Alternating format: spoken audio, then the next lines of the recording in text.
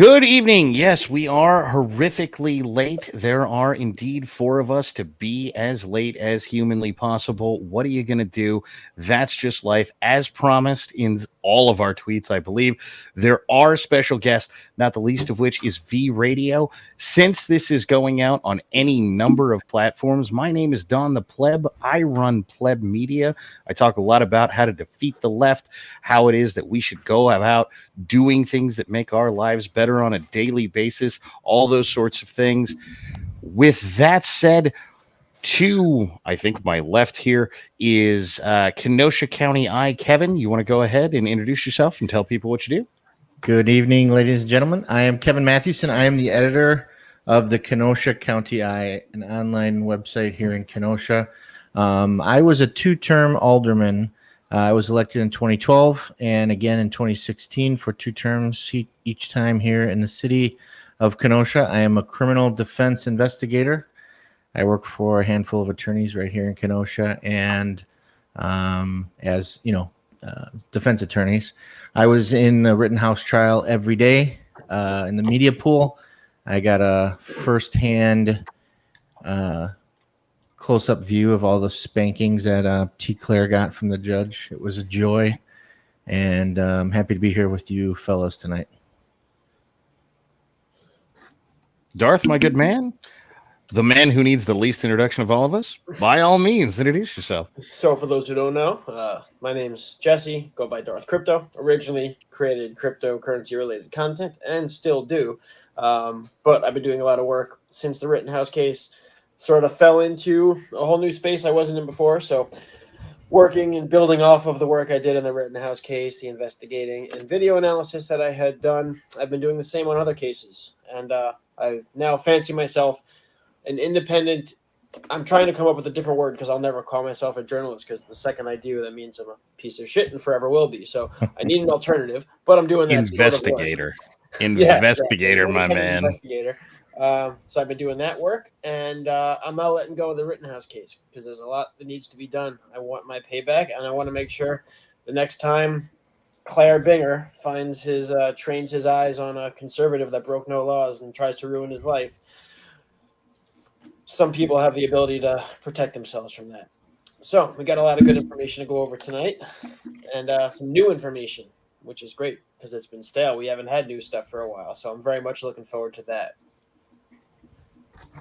V, you want to go ahead and let people know who you are and what you do? Sure. Hi, my name is Neil. I'm also known as V Radio. I've been a podcaster since 2008. I was part of the Occupy movement. I do a lot of content that I think would be interesting to both people on the right and the left, as long as you don't have your head in your derriere. Anti-woke. I did a crap load of stuff for Kyle Rittenhouse as well. My documentary was kind of shoddy because I'm not a very good editor. I've gotten better, but it was shared by Linwood back when he was still involved in a positive way in the trial. And since then, what else? My video was credited as being part of identifying Joshua Zeminski so that he could be arrested. And other than that, I think you'll like my content regardless of your political leanings. I don't really do as much left versus right stuff. I'm more about thinking versus not thinking. And so that's basically what my show is about now. And I'm happy to be here. I forgot to show you guys my shirt. I have as you should. It's important. So I'm not ashamed to say I've worn this shirt 3 days without washing it because it's kind of cheap. And I just don't want to damage it, so maybe I'll never wash it. I don't care. Perfect. If you will. Well, was Darth? I didn't have the tab open for a second. Oh, it's the don't get brazen with me. Yeah, I saw that before. That's awesome. Darth, as I understand it, you have all of the sweet evidence that we need to start going over. You want to go ahead and start making the work? Really quick background for everybody. So I included this, if you're watching this, because we all have it on our various channels, in the description on my channel, in addition to having everybody's Twitter, YouTube, in my case, locals, all that info is there. In addition to that, I have a link to my thread on Twitter. And that thread contains a bunch of background as well, if you want to look in more detail. But during the trial, the prosecution was getting their ass kicked, right? So Kyle Rittenhouse's defense wasn't even doing that well, particularly themselves. The prosecution was doing horribly because the facts of the case, as we all know, are on Kyle Rittenhouse's side. He was an innocent kid who broke no laws, and he was the victim. So as the case was proceeding, we were on day 3 or 4 when all of a sudden they said, all right, we're going to completely change our theory of the case. The prosecution had to reverse course and threw everything out the window. Everything they said in their opening statement had to go bye-bye, and they came up with an entirely new theory of the case, instead arguing that Kyle had provoked the initial interaction with Rosenbaum, and as a result, he relinquishes his right to then claim self-defense. There are plenty of legal reasons why that argument doesn't hold water. But the key aspect that drove him to making that change in their theory of the case was the new evidence they came upon. The evidence fairy walked in the middle of the night and dropped off it was the evidence fairy / stork, evidence stork, dropped off some supposedly incriminating evidence on his doorstep, and they had to completely throw their initial theory of the case out and start fresh. That entire story never really sat right. It seemed like they needed a helping hand, and somebody came in at the last minute to throw them a life jacket because they were drowning. They were getting creamed in court, and that was pretty much the only option they had at that point, was to call an audible. Everybody had theories from the beginning. Is this the government? Are there feds involved? Is this somebody who needs to stay out of the spotlight, and that's why they didn't come forward sooner?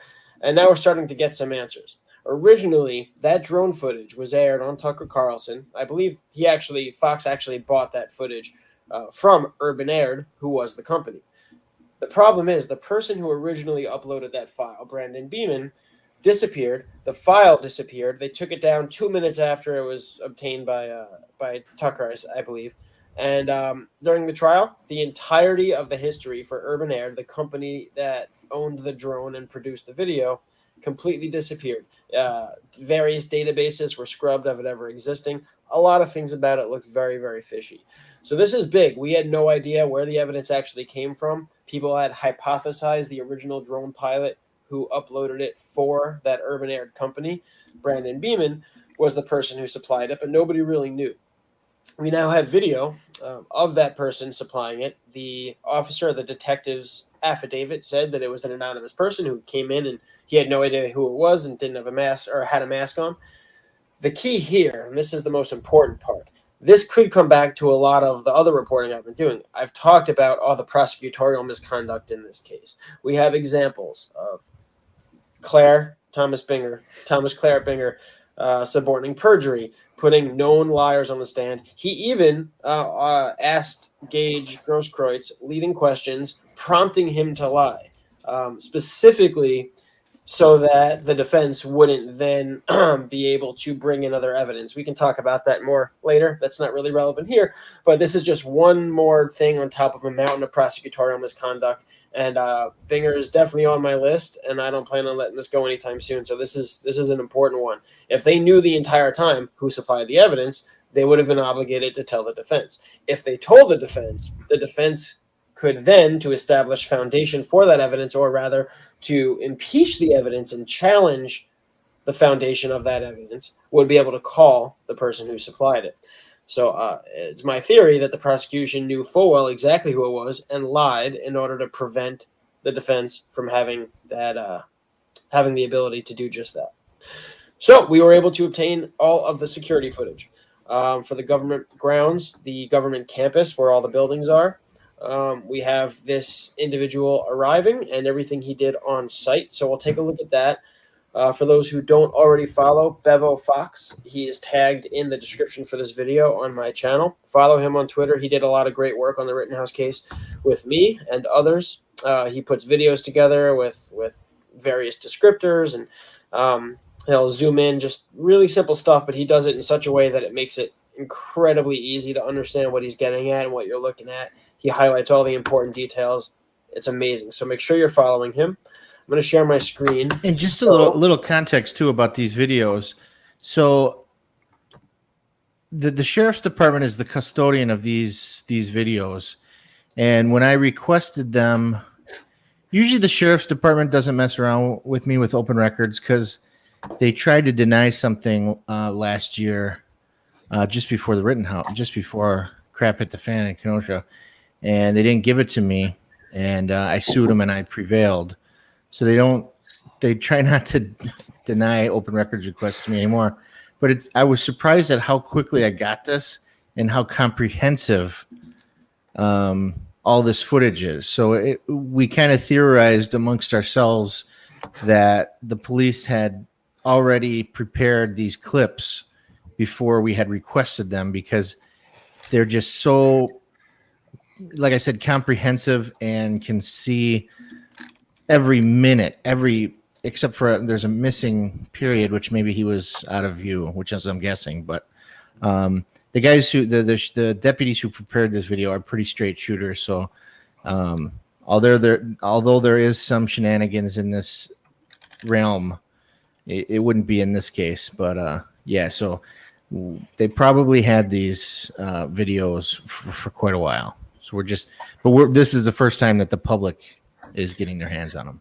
Did you get a date on when this was recorded?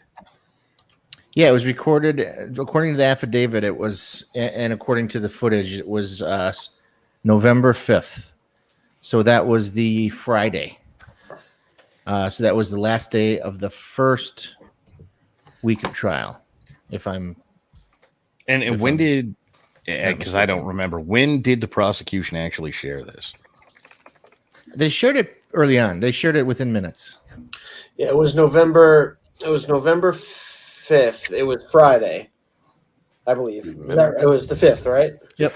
So that's also the same day that Chad Reed was shot when he was attempting to kill Kyle Kareth, but that's besides the point. November 5th. We'll get to that later. So for the viewers who need a little bit more context, so what the prosecutors say happened was that this unknown black male who entered the DA's office had his iPhone, which I don't mess around with iPhones. I do Galaxy, whatever. But he airdropped the file to Detective Martin Howard. And then Detective Martin Howard then emailed this video to the defense. And apparently somehow it got compressed. So the defense got a real shitty version, a grainy, crappy version of it. And that was, a point of contention, obviously, throughout the trial. So we should probably pause on that for just a minute, because I know everyone and their brother has gone around talking about how emailing things doesn't compress it, but emailing things does not compress whatever the thing is. And that alone needs to be said. For mail clients and all that, there are a lot of variables at play. But I mean, we'll get into that after, because I also have that documentation as well. I know Kevin does also. But yeah, we could discuss as far as the whole compression thing, the file names, things like that. We can get into that.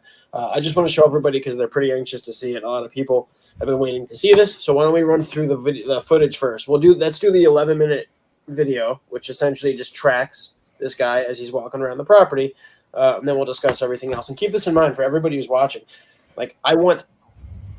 We need Team Autism to the fullest here. So everybody out there, a lot of people have looked into Brandon Beeman and Urban Air, have seen some of these inconsistencies. A lot of people have found information that I hadn't found on my own investigation.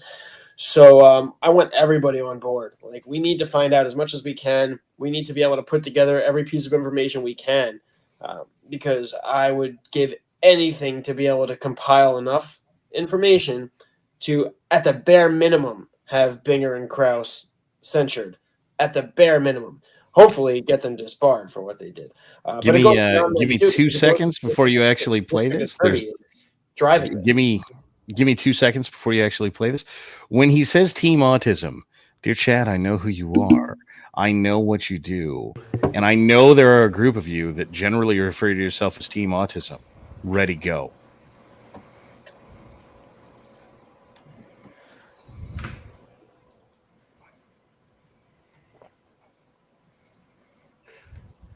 You know what?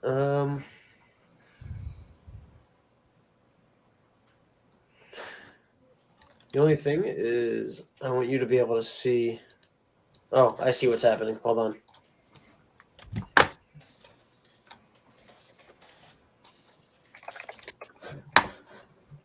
Let's get zoom off. There we go. That's more like it. So on the right is just a Google Maps I'll explain. view. Yeah, so this is all the various buildings on the property. And I labeled the cameras, Yeah. 1 through 23. And then you could do the you'll see that arrow just kind of tracks which camera it is we're looking at. So it starts right here, as you can read the text on the screen. Kenosha cop car over here on the left.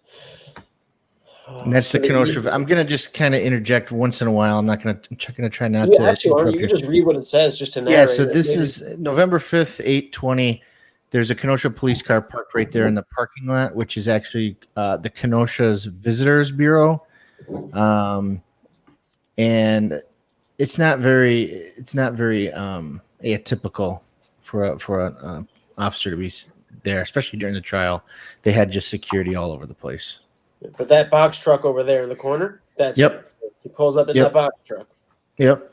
He actually opens the door a couple times, but doesn't get out, which is weird. I'm going to break down there a few things you can see. He keeps opening the door and it keeps closing. So this is the intersection for anybody in Kenosha that's watching this. This is the intersection of Sheridan Road and 56th Street. So Sheridan Road is a main north-south road that goes right through downtown Kenosha. So there's our boy.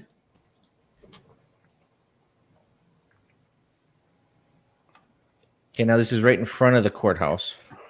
Yeah. Now what you'll see is, as we're tracking him here, look at where he is. Mm-hmm. So, I mean, it's 8:40 in the morning.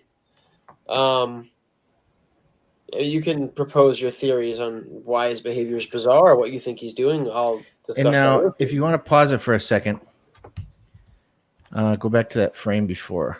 So this, if you can see where those officers are blocking the road, that going towards where, if he would be taking a right now. Yep. If he would take a right, that's the access that was closed to the public. That's where the police department is, the sheriff's department, and the DA's office. So it was open to foot traffic, but not vehicular traffic.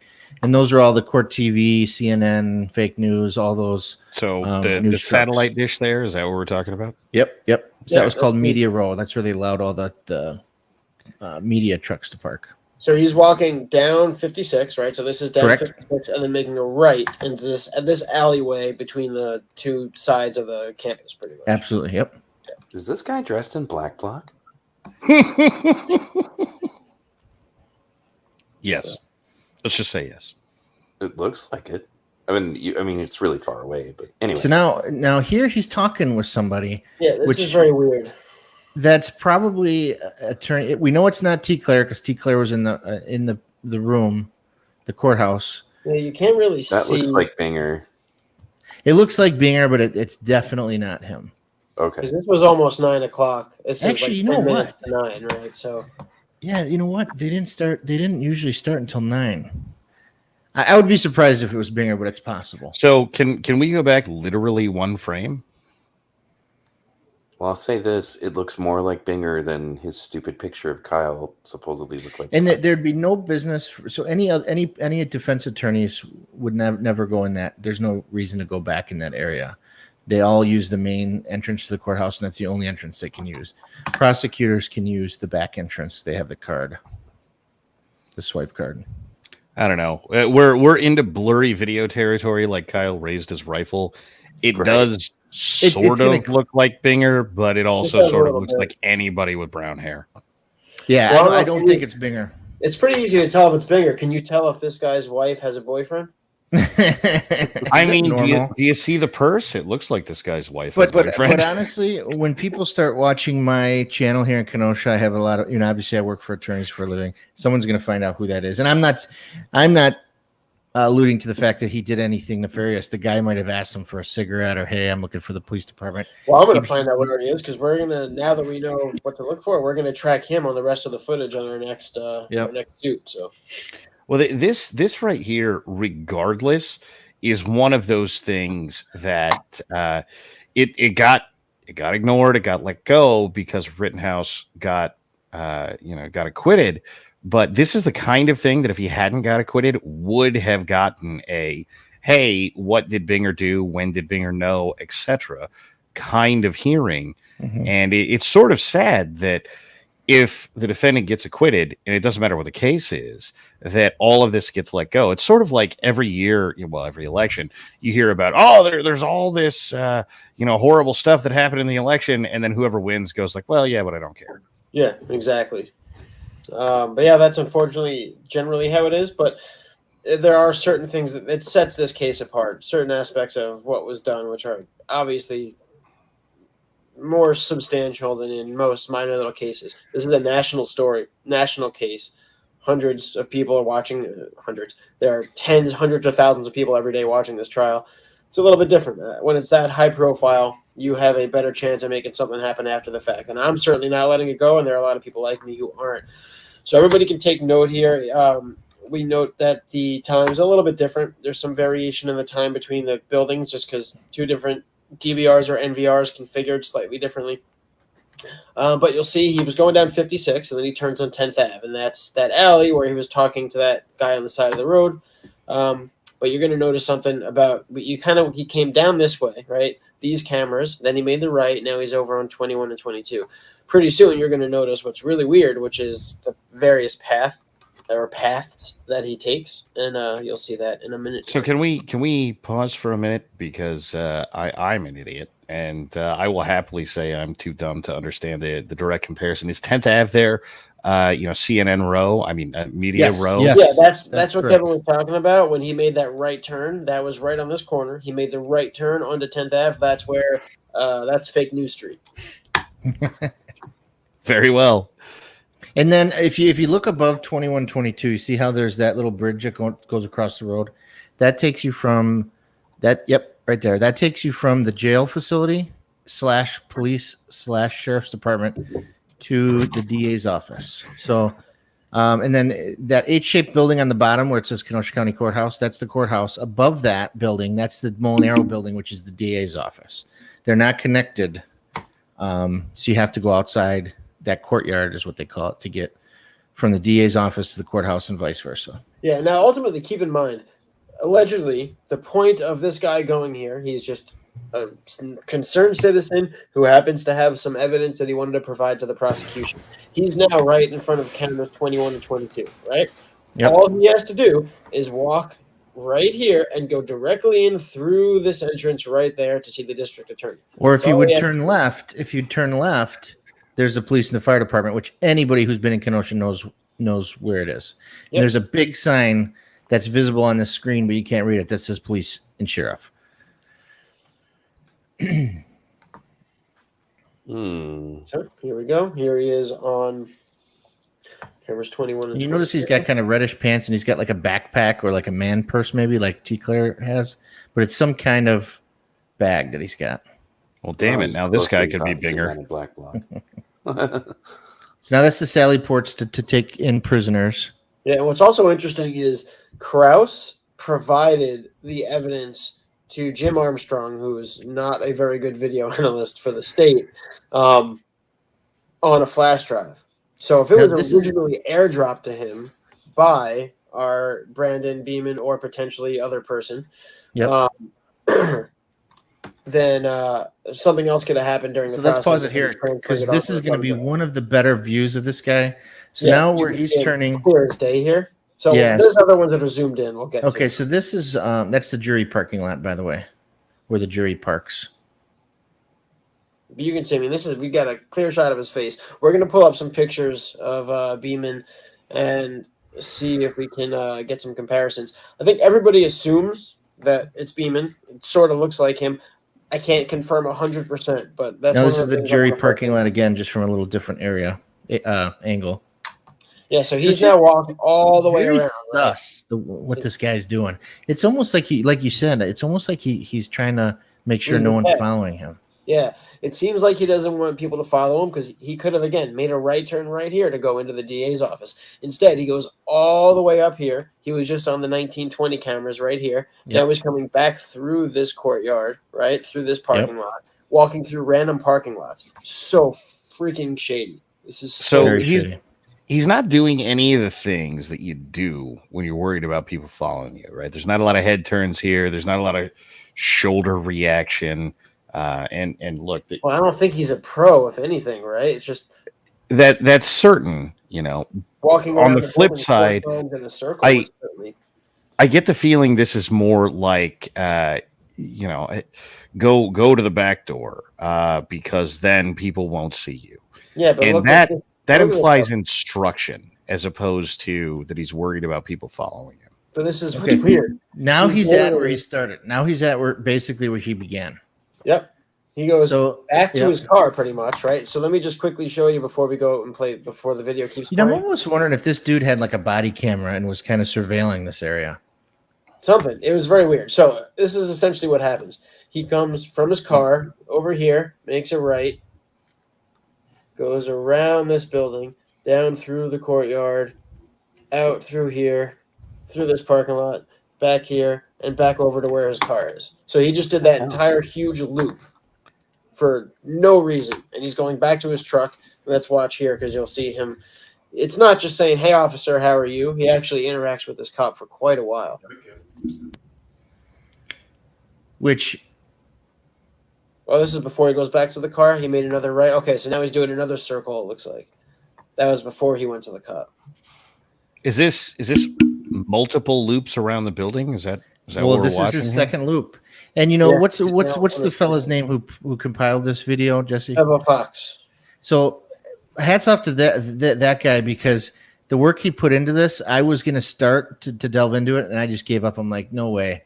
This is a lot of work to match up all the times. And so we have him to thank for this because this is a really good, I mean, this will help the police if this guy ever, like I said, he's surveilling the campus, which is nothing illegal. Just so you guys know, It the just key looks, thing here, as far as with Kyle's team, is I need to get them information, figure out some way where we can get this guy deposed is really the key. You want to depose this guy, and that blows everything wide open. Get every answer you freaking want about who he is, what his justifications or reasoning was behind his actions, everything. We just need to depose him. So if there's some way to do that, if you find some way to sue somebody who's in some way related to him, that's the in. So hopefully that's one of the big things we want to find out. So, not to be the stick in the mud here, but there's going to be big relevance questions if it's not about this issue, and there's going to be very serious problems that you're going to have to go to Binger's office to start this kind of suit. And there's no way Binger is going to be interested in that unless somebody in Kenosha sues the Kenosha County DA and says, "Hey, you," and by the way, they're going to have to get past the standing issue. Somebody. Yeah. Say that again. What you said? Why you have to go to him if there was a lawsuit? What were you saying? If you go to if you want to get this criminally looked at for certain, somebody is going to have to go to the Kenosha County DA. Well, I don't see any criminality. I'm talking all about civil action on Kyle's end. And that right there, that's going to be the hitch, right? Because Kyle's going to have to do it, or someone on Kyle's behalf. Well, that's what I'm saying. I can reach out to Kyle's team tomorrow if I had something concrete to give them and get something going. But we have to essentially figure out some way to have him and other people, not just him, but this guy needs to be sat down and deposed. So just to note, there's a little bit of a time jump here. So he's essentially walking right here in front of the courthouse, and it's like 8:48. And then the next video starts at 9:01. So we lost about 12 minutes. And they haven't provided that 12 minutes. So Kevin is going to follow up on several other things, including indoor cameras and things like that. So we're going to work on getting that missing 12 minutes. But during that 12 minutes, he doesn't go into the building. He actually goes across the street, and you'll see here. and that's called Civic, where he's so behind that black arrow is the Dinosaur Museum, but to the left of that, so directly south of the courthouse, is called Civic Park, and that's where all the protests and riots and looting all started. So that's just an empty area over there. Yeah. So he comes from that side. So that's probably why we don't have it on video. I don't think there's necessarily anything there, but I would have liked to see him actually. Media all over there. Every different media organization from all over the world. They set up all over there. So he walked by tons of cameras. So he likely wasn't overtly doing anything ominous. Well, he definitely wasn't doing something that like nobody would just walk like that without a purpose. It's like I can't imagine. Yeah, but he comes back over with these Yeah. random people, which he's Right. talking to here. That's why everything about this is so suspicious. It's so bizarre. He's talking to these people, and then he breaks off from them moments later. So I don't know. I have no idea. Hold on a minute. Just to be the guy that says this might not be that abstract. If I go walk over to a group of people and I go, "Hey, what's up? How y'all doing? Are you guys having a good day? Yeah. Do you like sushi?" Right? We walk across the street and talk about sushi, and then right after that, I go rob a bank. Right? Those people aren't attached to whether or not I robbed the bank. They're attached to whether or not we all like sushi. Well, we do all like sushi, right? Yeah, everybody likes sushi. Okay, just making sure. I don't like sushi. Is that what we're talking about? No. That is the important part of the question: is whether You're or not we entitled all to your like own opinion about sushi, even if it's wrong. No. So now, okay, so he doesn't do another second lap, but he does kind of half a lap, and now he's heading back to his car, Jesse? Yeah, I think this is where he does go back to the car first, because after all of that, he ends up going back to his car before then making the second trip. So that's why I didn't know. Maybe he wasn't trying to see if someone was following him. Maybe he was trying to case the situation out to make sure people weren't around. I don't know. I'm not trying to say, oh, this is some spook or something like that. Like, I'm not trying to draw up some crazy conspiracy theory. I'm just saying it's bizarre. I don't know why, but it's freaking bizarre. So he was in here. He goes all the way back to his truck for whatever reason. You can see it zoomed in right here. Comes out of his truck. There's a somewhat reasonable theory going on in chat right now, which is there is some possibility that this guy is just lost and stopped to ask those people directions. Now, that seems a little unreasonable given everything else about, I dropped in the middle of the night as the evidence fairy. But it is at least possible that this guy was just lost and asking for directions. But here's the thing: we'll get to this more later. But just so everybody knows, he understands what those buildings are on the government's property because he's been there before when he was sentenced to prison, right, Kevin? Yeah, and here's the thing too: is I would think a layperson, somebody who has no knowledge of the law or how the courts work, if they want to turn over evidence, they would go to the police. He passed a sign about 12 feet wide by 6 feet tall that says Police, Kenosha Sheriff. He passed that sign. I don't think a layperson would think, well, I'll go to the DA's office. Most people are thinking, if I have evidence, I'm going to the police, right? Yeah, the guy knows where the courtrooms are. He knows where the courthouse is. He went to prison for a gangland murder, wasn't it? Gangland murder. I asked for the criminal complaint. We'll find out. He definitely has no interest in the law. It was an intentional homicide charge that he was convicted of. I don't know if it was gang related. Yeah, they charge him with first-degree reckless homicide, which is the same charge they charged Kyle with. The only thing worse would be premeditated, but they both carry with it mandatory life sentences. His Beaumont's was pled down to second-degree reckless homicide, which he got 15 years bifurcated, 10 in, 5 out. So I'm going to try to find out which officer that is to see if he's probably doing for about 8 minutes. 8 minutes is a long enough amount of time where it's not, hey, can you point me which direction is the courthouse? Which obviously he knows he just cased the entire property. Again, I'm not saying he's from the CIA and he's a spook, right, blah, blah, blah. But it is weird. And in line with the Kenosha policy, so the Kenosha police now have body cameras. They just got them within the last couple of months. When I was an alderman in 2017, I tried to fund them. My colleagues told me to go shove it.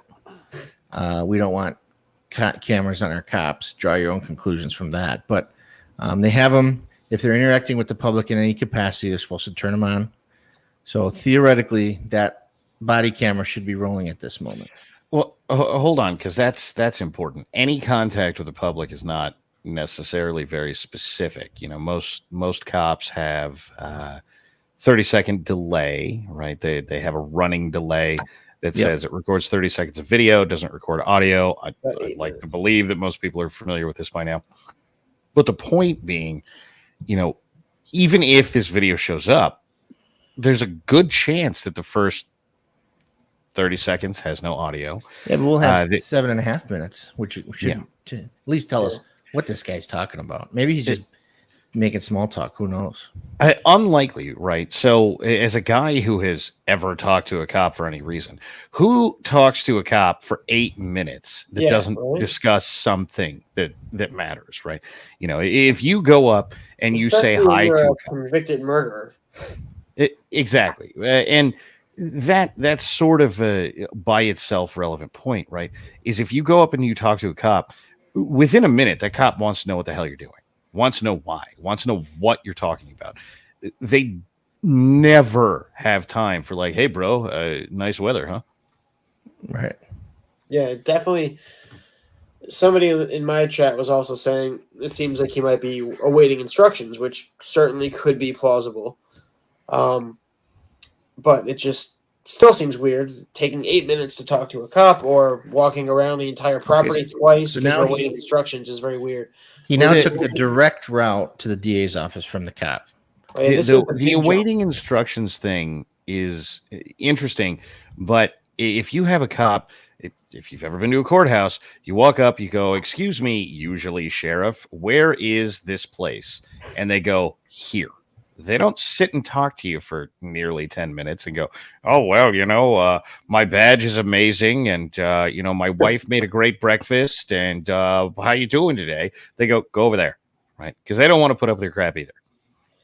So we don't think it's possible that he might have decided to. So he just got back in his truck at 9:15. The next video starts at 10 o'clock. So he sits there for 45 minutes. Another 45 minutes. So you walk to the property, you walk around for an hour. That's so freaking weird. No, that's definitely unusual. So he does all that, walks around the property for all that time. We have an hour cut off. And you know what's interesting is look at this. We actually don't have that. They didn't give us that. I just realized. So he gets in his car at 9:15, and then 45 minutes later, the video picks up with, let me show you on the map. So he's parked over here, right? You're in the black space. Where he's parked down over here. Gotcha. Like this road up here. He's parked over here. The cop car's over here. He's over here on the street. So the next shot we have is him walking into this alleyway. So he's in his car, and then we don't know what happens for 45 minutes. Then he's walking in here. They didn't give us video of him coming out of his truck, walking back over to this 6 and 7 camera like they did before. They didn't give us that. So we have to follow up on that too, because that's weird. A little 45 minutes. He could have been, I don't know what he was doing in 45 minutes, and I don't know why they didn't give us that 45 minutes. So Kevin, definitely make a note of that. That's got to go on our list for our next phase. So for those unfamiliar with FOIA requests, and I filed a few in my life, if you say I want all relevant information about individual X, right? You know, which you don't even have to identify. You just go, I know in this shot individual X exists. Tell me everything you know about this person. People, when you get the FOIA request back, you will get every piece of video that they reasonably confer was that person. So if you want to make a FOIA request that covers this time frame, say I want all of these cameras, right, and give them the list of cameras, and say during, you know, before time X on, you know, date Z, and until time Y on date Z, and you'll get that. But you're going to have to manually go through it by yourself because the government is as useful as they ever are on this. Yep. Yeah, no, they miss stuff. Sometimes it's just a mistake, but other times it's intentional. They specifically told Kevin they weren't giving him the indoor cameras, and he's going to have to go back. And that's just so it's clear. That's the DA's office. So he just walked in right now to the DA's office. Those cameras inside that building are the custodian of the district attorney, not the sheriff's department. He's walking up right now. Yep. In through here, in there. That's camera 1. He's now walking into the DA's office right at 10 o'clock. So there's a buzzer to the right of the door. It's locked. And then actually at one point... Okay, so has anyone tried to go through one of these doors? I've been through there, yeah, many 100 times. So that is, generally speaking, in my experience, not the way that you get into these buildings unless someone is let's rewind it a second. Go back. I know it's kind of fast, but here's something that Bevo wouldn't go. We're gonna go wait till it goes a little bit further. So he goes in there, and then And he doesn't hold the door for that woman. okay, now pause it right now. Oop. So did you see that lady who walked from that employee door on the right down into the courthouse? Yeah. So I believe that was okay, there she is. I believe that's the victim witness coordinator. So she's in charge of all the victim witness advocates. Her name is Heather Beasy. So she's likely running to the courtroom right now to say, hey, we got somebody here. We need. So she's now going to return with Detective Howard. So just to give you some context, so she's likely going to alert, and where she's going is somewhere only credentialed law enforcement, judges, prosecutors have access to. So that's, I'm 99% sure she's a nice woman. That's why I think there's a lot of secondary communication happening, other than just, hey, I went there to drop this off. Because if you look at this, he's going in there and dropping off. She didn't communicate with him. She didn't even see him. He went in. She's over there in her car over on the right. And then once he walks in the building, she jumps out of her car and starts walking. Well, no, she jumps out of she's leaving the employee. Yeah, right, that door there. Yep. That door, yeah. All right. Yeah, she's a backdoor girl for sure. But what are we talking about there? A second or two difference? Yeah, it wouldn't have been enough time. Well, I can tell you. I mean, let's see. So it was a few minutes. I think it was like 5 minutes. So he walked into the door at 10 o'clock on the dot. Let's see. He walks through the door at... Well, I mean, not on the dot, but during the 10 I mean, o'clock. Literally on the dot, except not on the dot. No, I'm just kidding. Yeah. At 10 minutes and 40 seconds, he walks in. 10 o'clock and 40 seconds. And then she pops out. Whoops. So she pops out. Yeah, 40. It was like literally 30 seconds later. Yeah, and that's not, it's not unreasonable. It could be, it could not be. But unless things were already in motion with the officer and with other things, so things could have already been in motion where he says, "Hey, I'm on my way inside." Right when he walks through the door, she says, "Okay, I'm going to go get him." Well, so she's going to return with the detective. So just so you know, somebody in the chat mentioned maybe the DA's office opened at 9, and that's why he had been wandering around earlier. So just to clarify, he went back to his truck and had a 10-minute conversation with a cop at 9:15. So if that was the case, he could have still gone there. He had no reason to go all the way back to his truck because it was already after 9. And on top of that, he had another 45 minutes sitting in his truck before. And the DA's office opens at 8 a.m. every morning. Exactly. Yeah, I'm just saying. But if somebody, somebody was asking me, as I recall from most of the trial was starting at 9, though, right? Yes, you are correct. Oh, she just split. The Matrix glitched. There's now 2 Nancy, whatever her name is. Did we see any black cats? That's supposed to be important, Matrix-wise, anyway. You're quite the whiz at VLC. I'll have to take some lessons from you, man. Okay, so let's rewind just a bit. So Detective Howard is coming from the left of the screen. Heather Beasy is coming. That was them? Yep. So, and then Detective Howard. So that's Heather Beasy, but they kind of come from different. They kind of meet up. Boom. On the left, that's Detective Howard. So that's the guy who wrote the affidavit that says, hey, he airdropped me that file. So you'll see them go in, and then you'll see this ferry leave. So they walk in at 10:09 on the dot. And then the garbage truck comes. Look at him taking out the trash. The last time someone taking out the trash that officially in Kenosha was the night Kyle was in town. So that's him leaving. That's the only time I've ever seen a Kenosha dump truck or dumpster truck that wasn't on fire. I'm fairly certain you watched Kyle. Hold on. Detective Howard walked in at 10:09 on the dot. Yep. Beeman walks out at 10:10, literally a minute. So in 1 minute, he airdropped him a file and had to talk to him? No way. 2 minutes. Or was it? Not a minute and 45 seconds. Bullshit.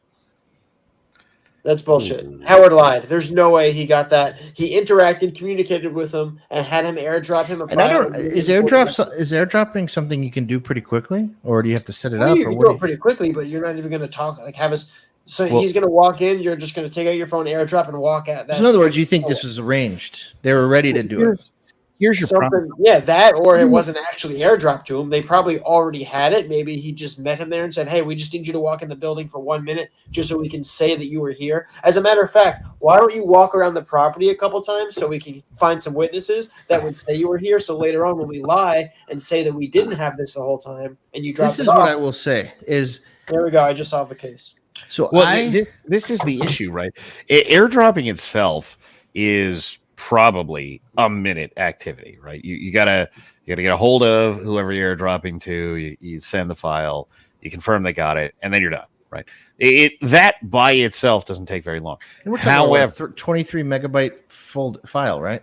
No, Or 26. It would be pretty quick, but you're in a building with a lot of people very close to you. There's going to be a lot of devices, a lot of iOS. And that's devices. the issue, right? Your interference is going to be super high, right? There is going to be other people that slows down comms. Yeah, trust me, it's not something that takes a minute and 45 seconds. And what I will tell you guys though is, I'm happy to say that when I was an alderman, when I was elected in the city of Kenosha, I went after the bad cops like you wouldn't believe. I got some fired, and I can vouch for Howard and Beasy, the to get those two involved in some kind of low level conspiracy. I don't see it happening. So I think this likely what happened, right? I think likely what happened is they knew they were going to do the airdrop, so they probably said, how can we get this file? And this fairy says, hey, I can airdrop it. Howard says, yeah, I can airdrop it. They did it. I don't think it was airdrop. I think he handed him the Jim Armstrong at the forensics lab, the video guy. Mm-hmm. He wrote in his report that he received from Krause a thumb drive. I believe that he handed him a thumb drive. I don't believe he actually airdropped it. I think they claimed that he airdropped it after the fact to try to justify the difference in size to avoid Brady violation. For those who don't know, that's for not supplying evidence to the defense. To the defense, yeah. So that would have been a Brady violation, and I think that in order to avoid a mistrial, they figured it's a tiny white lie. Let's just say that he airdropped it, and that's why.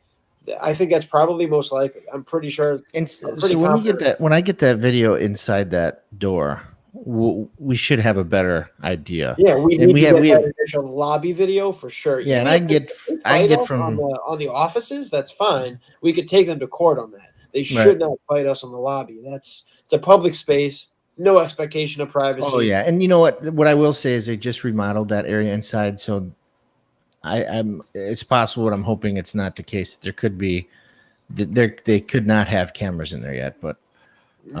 Well, stand by for that to be the excuse. They would have cameras during construction. I would hope so. Yeah, I would hope so. I've done them. I've done public buildings. But I mean, if you're a corrupt DA like Mike Gravely, how many cameras do you really want in your building? Think like you want all of the cameras, but you want excuses not to give out the video. I guess, yeah, exactly. Here, so I want to be 100% sure. So let me grab a couple screenshots because I'm going to be putting this into a report. Hey, real quick, guys, in Darth Crypto's chat, somebody's asking if there's any footage of the mysterious LA lawyer that talked to Nate DeBruin. Honestly, I don't know this, but I think he misremembered. I think there was a private investigator working for the defense that was a former LA homicide detective. I think it was one of the defense investigators. I think he just got it wrong. But nothing wrong with what he said to DeBruin. Hey, just I've done that too. I don't think DeBruin has mistakes of the memory.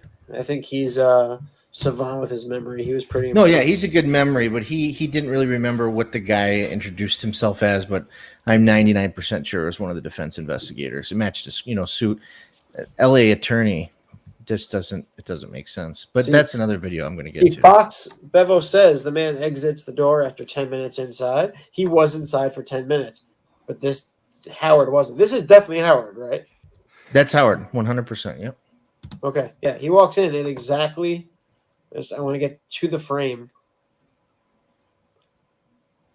I'm sending this to Kyle's team tonight.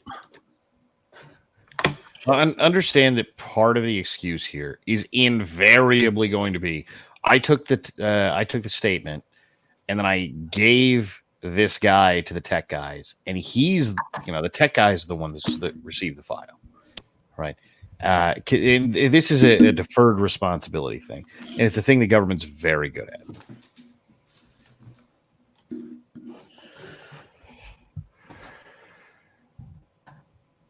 So this is under 2 minutes. So someone's asking in the chat, if something is an ongoing investigation in Wisconsin, there's a carve out that says if releasing documents or files would hinder a current investigation, they don't have to give it to you. Once the case is wrapped everywhere, up, same thing. Yeah. I mean, I got a bunch of stuff coming from the Waukesha attack, and stuff from Lubbock, Texas. I've requested other stuff too. I got a bunch of other requests out there too. Some FOIAs. Yeah. Pretty standard, yeah. If it could potentially impact an ongoing investigation, that's the easiest way they have grounds to reject the request. Otherwise, it's very hard to reject a request. In a very political sense, this is how you see people defer releasing things, right? Is they just don't close investigations. For a bunch of years, things like JFK were technically not. That's closed. funny you said that. So here in Kenosha, the Wisconsin Department of Justice was investigating some corruption at the KPD, and I asked for that file, and they left it open for like 3 years just so they didn't have to give it to me. Yeah, and that's how it goes. And then when you finally get the report, you can see that they haven't done anything in 3 years. It's kind of a loophole. It sucks, but it is the way it is, whether anybody likes it or not. Yep. All right, let's keep going here. So we already got after this. He walks out because we're getting. Okay, so he was in there for 10 minutes, but he was only in there with the detective for what, 2, right? 2 minutes.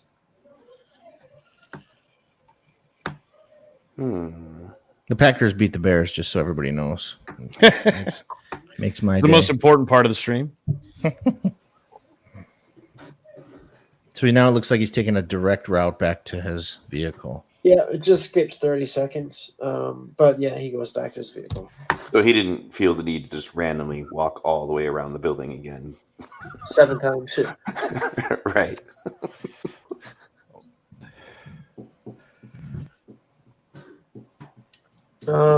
So, all right. So this is a view of the other camera, 6 northward up Sheridan.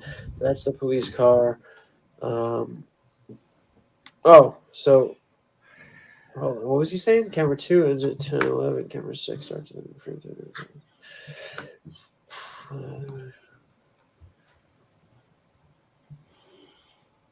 Take a second. As long as we're going to sit here in silence. Camera 6 starts with him in frame. 31 seconds later, the other camera 6 that they provided from earlier in the morning would have shown him going to the police car. Below is the view, but they didn't provide that view for 10 a.m. 11 minutes and 24 seconds to 10 a.m. 11 minutes and 55 seconds, at least, question mark. Yeah, so in the morning when he was talking to the police like this, they could have showed this view, but they didn't. So I wanted to answer a quick question from the chat, if that's okay with everybody. Yeah, Get it, girl. As of now, Sivenstead, there is no current understood to be in existence link between the Zeminskys and Antifa.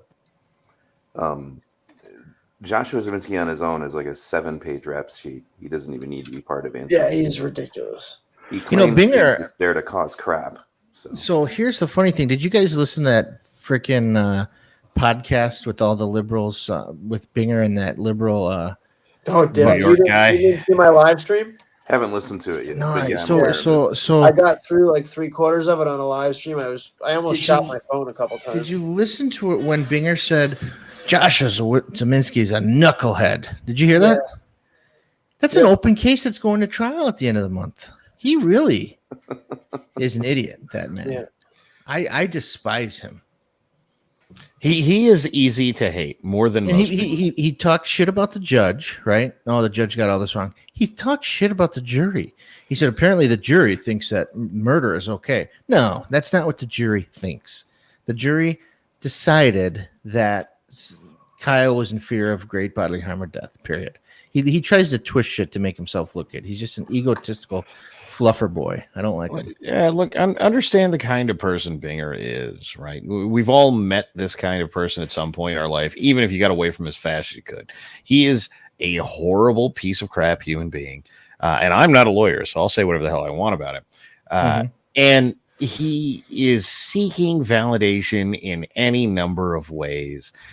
And that he failed here bothers him, not because he was in search of justice, but because he wanted a conviction. And go right to the beginning of that stream. And one of the first things he says is, well, we failed to secure a conviction, as though that is the only consideration, right? Or how about when he told the Chicago Tribune? I know Jesse and I were talking about how he told the press pool, Supreme Court rule says I can't talk to the press. Sorry, not going to do it.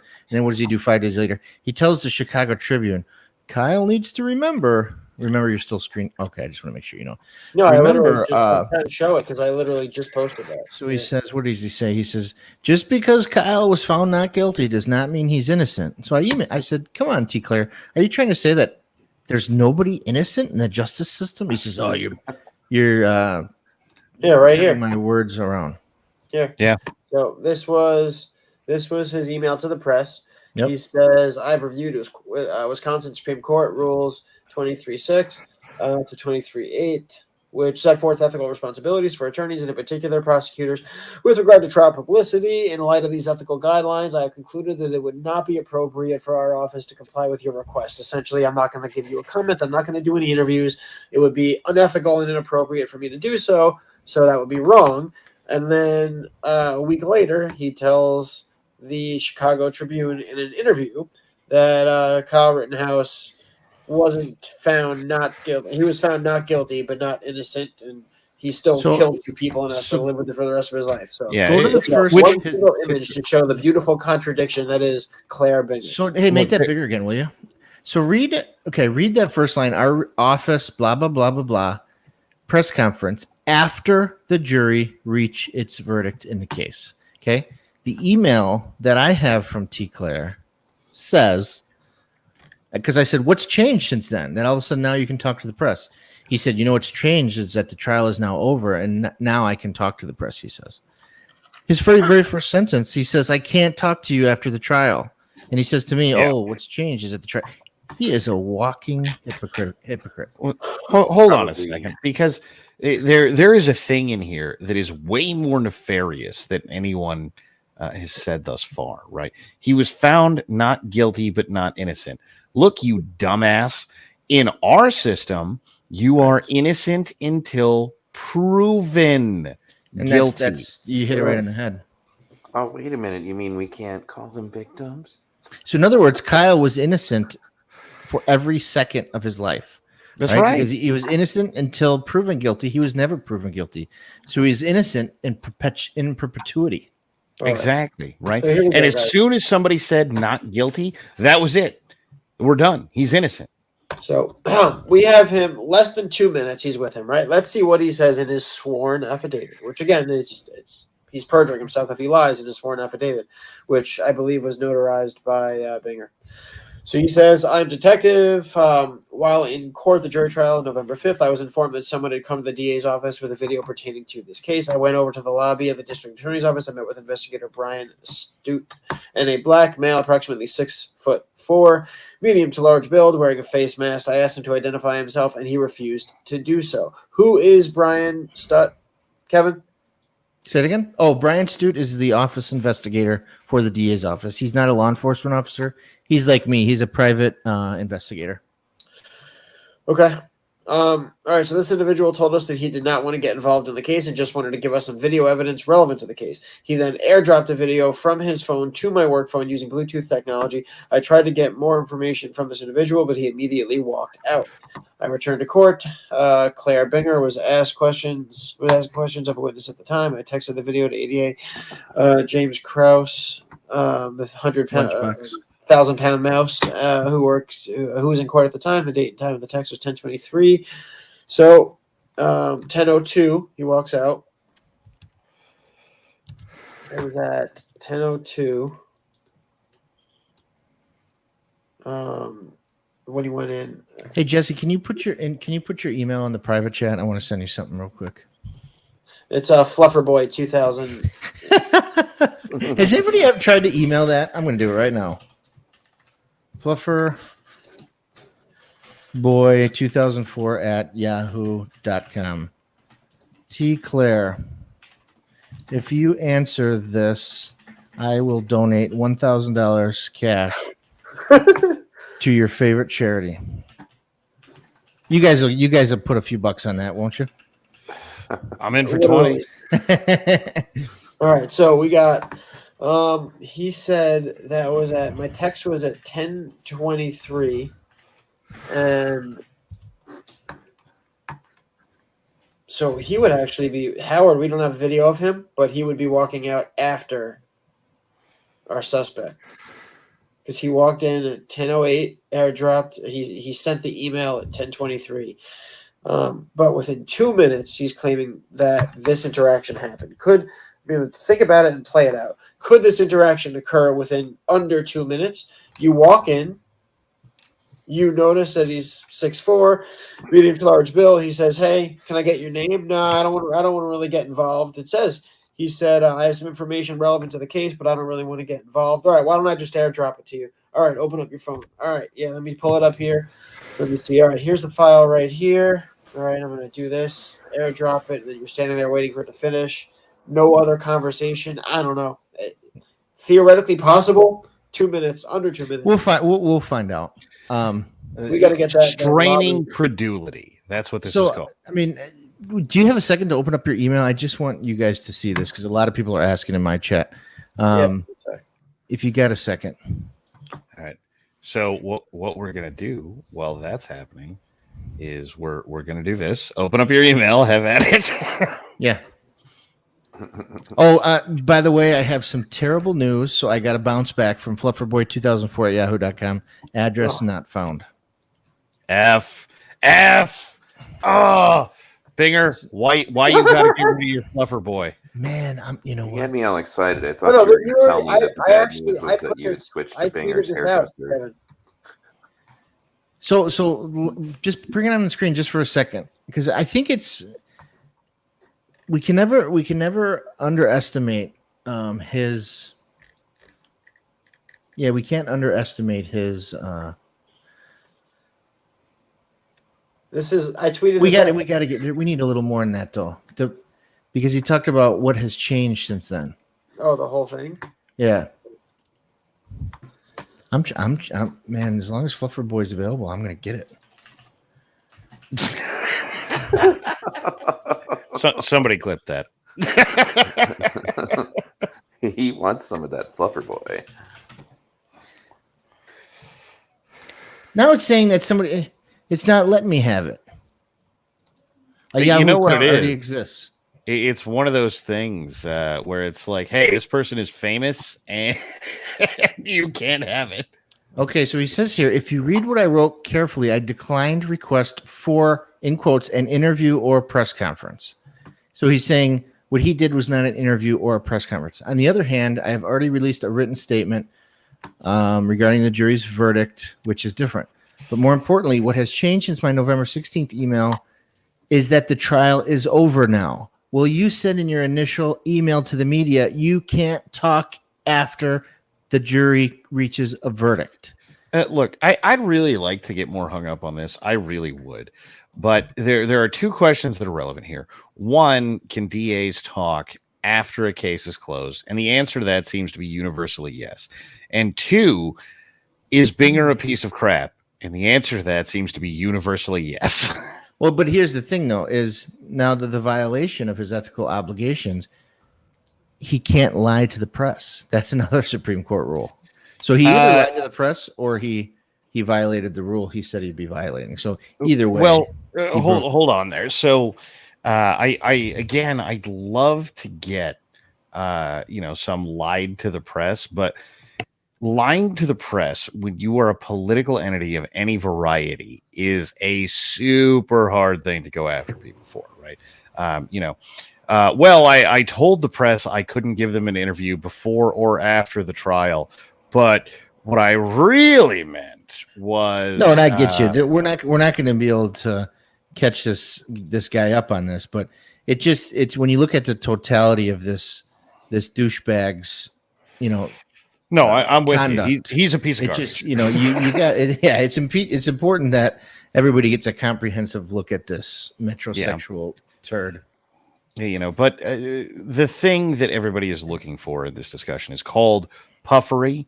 And puffery effectively means, and if you don't believe this, go look at the MSNBC trials, the Tucker Carlson trials. It is a fact that the world is flat, and they will go to court and they will say that's puffery. No one would believe that when I said it is a fact that the world is flat, that I actually meant the world is flat. And that is unironically true. I wish it was not. I wish that was too stupid for reality. But it is true that you can even preface a statement with, it is a fact that X, and then say, well, no one would believe. No reasonable person would believe X. And courts all over the country will go, well, I mean, puffery exists. So, I don't know.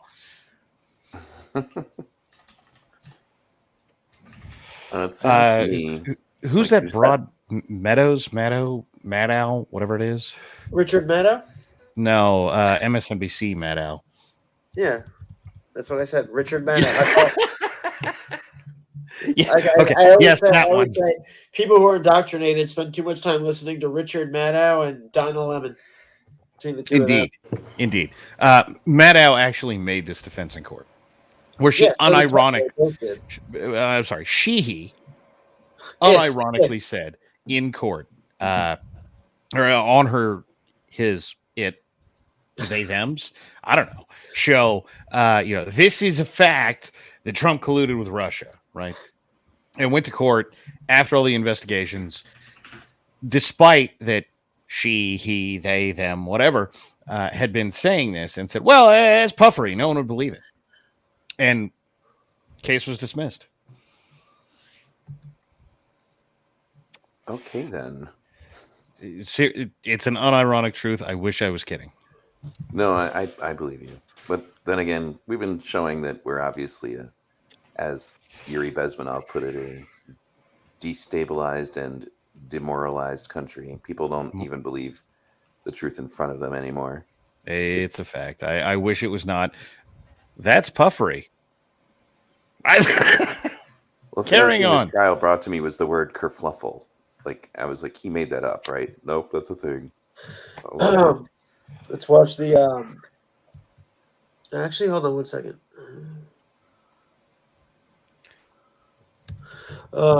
I just already tweeted it out that. Well, let's finish off the video, but I just wanted to show you. I already dropped this gem.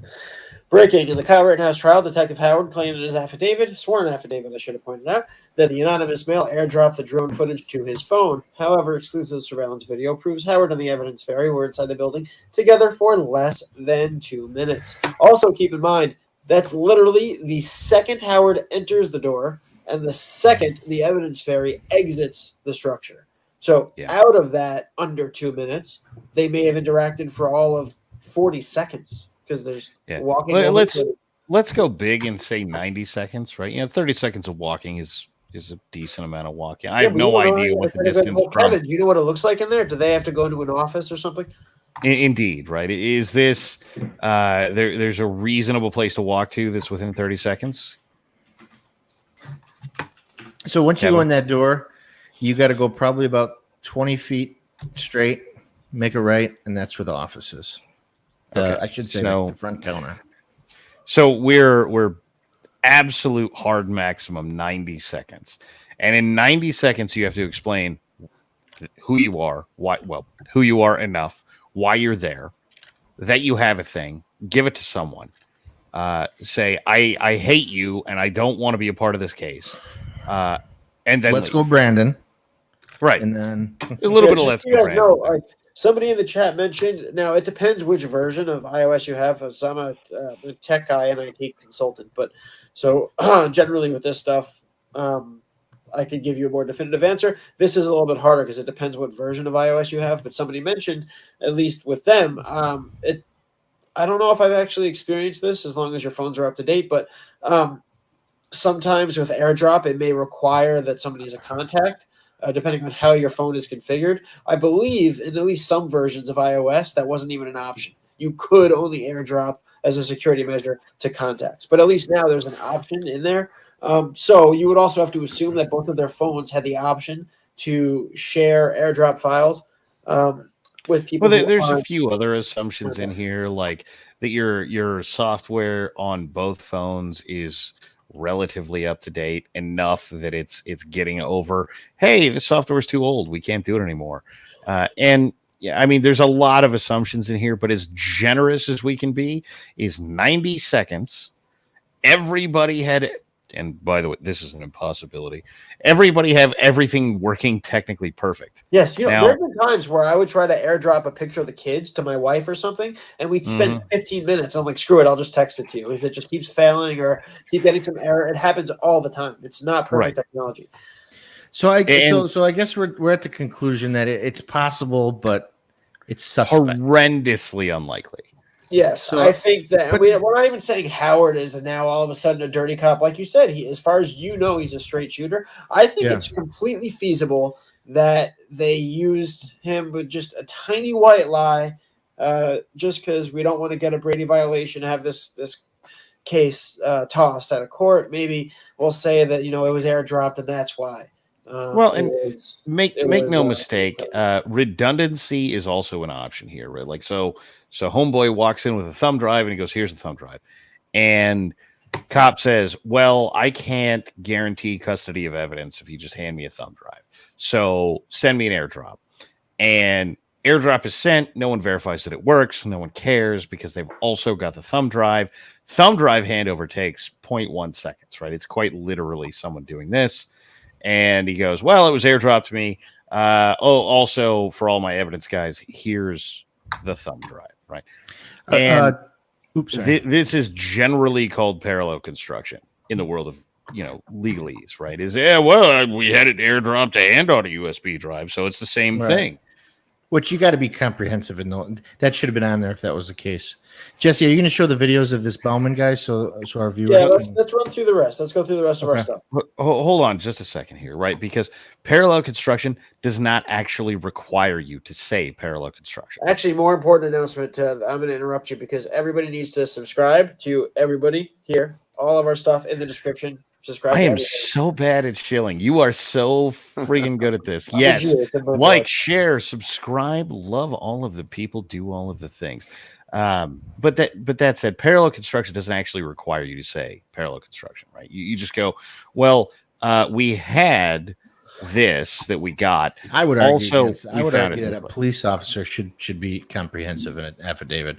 You are totally morally correct in every way. Legally speaking, parallel construction does not require this. Oh, I got you.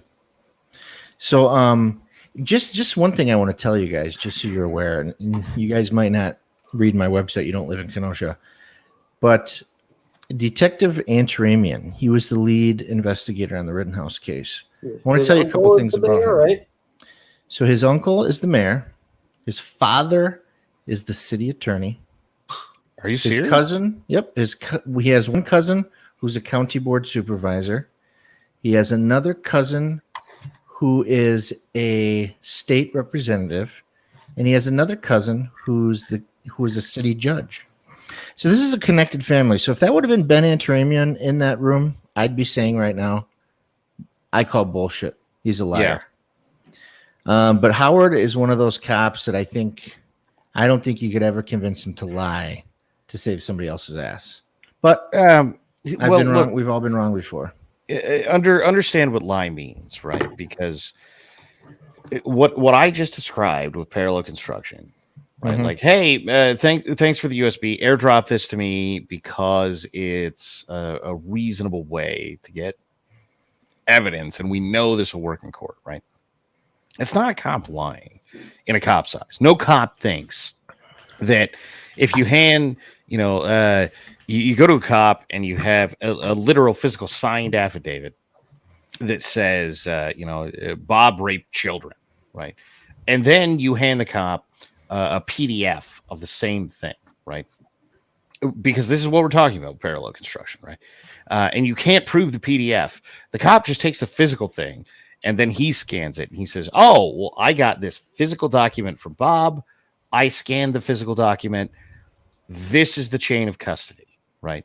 Very provable, very easy. Even if he copies the PDF because he knows it's exactly the same, right?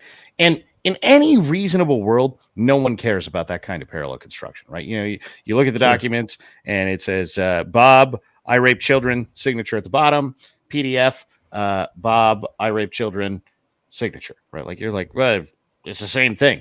That the cop didn't actually take a picture of the document and use that doesn't really matter. Nobody really cares.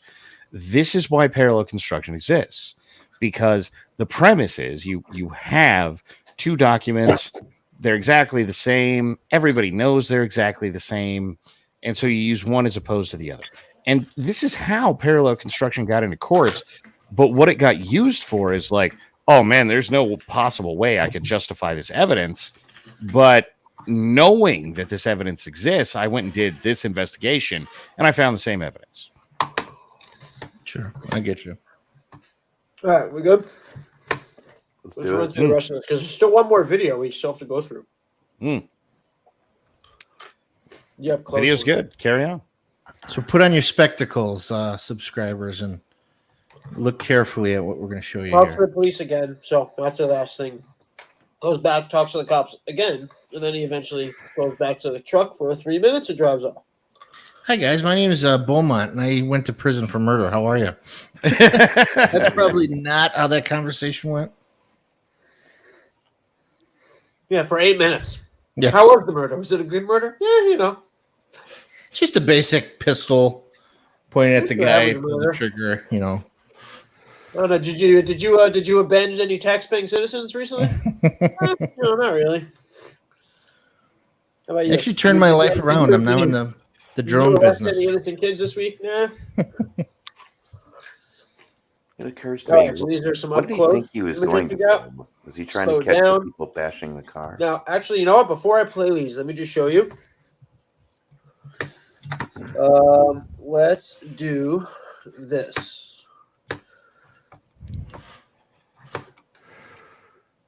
We're going to bring the sexy back here.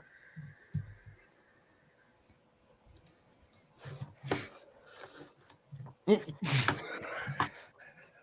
This selfie Hello there. is Brandon Beeman. with the wife beater on. He's got hard nipples. Must be cold. Now, I think Brandon Beeman is about 6'4". That certainly fits. Let me pull up his rap sheet. I can confirm that in a second. And of course, Matheson has the rap sheet of everybody in Kenosha. I got his DOJ rap sheet, which says he is 6 foot 216, brown and black. It's not an unreasonable description of the Yeah, dude I that got I'm it. looking Yeah. at. So you have 6 feet, 216 pounds. I have convicted felon Brandon Javon Beeman. Sounds like a white boy. Photos. Dodge Correctional Institution. Why don't we just show? I don't want to show it because YouTube might spike us for having personal information, personal identifiable information or whatever. Yeah. Date of offense 1/8/98. We got charges: disorderly conduct, intentional murder, all that good stuff. Obstructing an officer, blah blah blah. He got fines for this one. Retail theft back. Remember when they used to actually charge people for retail theft when you could Yep. steal stuff and actually get in trouble for that? Not in San Yeah. Francisco. Not anywhere anymore. It's ridiculous. He has like 5 retail thefts. This dude is a shoplifter. I mean, we got to give this guy the benefit of the doubt. He's only been convicted of murder once. Yeah, no, he Easy. only has like 36 charges, so he only has Yeah. 1 murder out of 36. That's actually not that bad. Hey, look, statistically speaking, that's a very low percentage. I know. Yeah. Of all of his 36 arrests, only 2.7% of them are first degree murder. I mean, he's only murdered one more person than all of us. Exactly. to be honest, he's murdered just as many people as Alec Baldwin. He Yeah, is well, murdered. No. No. Has he murdered as many people as Alec Baldwin? Yeah, Alec Baldwin shot one more person, but at least 'cause he That's shot 2 fair. people. That's fair. Only attempted murder on one more. Yeah, that through and through gave him the extra edge. So he's winning out in that department. Prison earnings to apply to all money owed. Yeah, I wonder how much he made in prison. Yeah, All you right, guys are big YouTube famous with all your subscribers. I'm about to break 1,000, but I got Photo Chad in my live chat, so beat that, guys. Nate Gangsta. D is up in my Nate's house. in there? Yeah, he is. You should have him. He should join the stream. He should. Somebody send him this thing. I don't know if he's set up for that. I should actually get him to Best Buy and have him get a. Well, no, because he microphone. he went on Nick's stream. Nate, didn't you? Yeah, he was on Nick's stream. He wasn't. Didn't you recognize it? This flag? He was sitting in this chair when he was live with Ricada. Oh, that's funny. Yeah. Because it's funny because people were saying, "Oh, that's an awesome flag behind you." And he's like, "Well, actually, it's not my flag. This is my friend." Oh, I just made the connection when you said that. Yeah. Nate, hit me up on Twitter too, because I'm going to do a live stream too. I'd love to talk to you about some of this stuff. By all means, dude. I'd love to have you. Latrell Jennings got.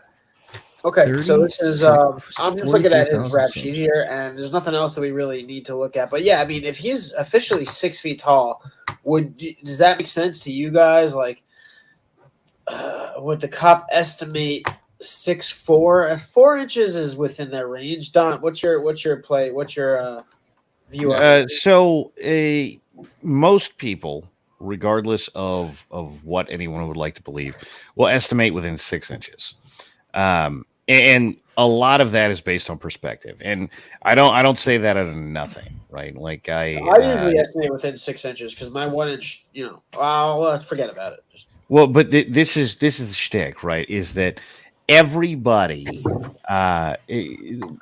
estimates based on their own height, right? So if you're talking to someone who's 4'1" and they're like, he was 7 feet tall, the perspective difference is massive.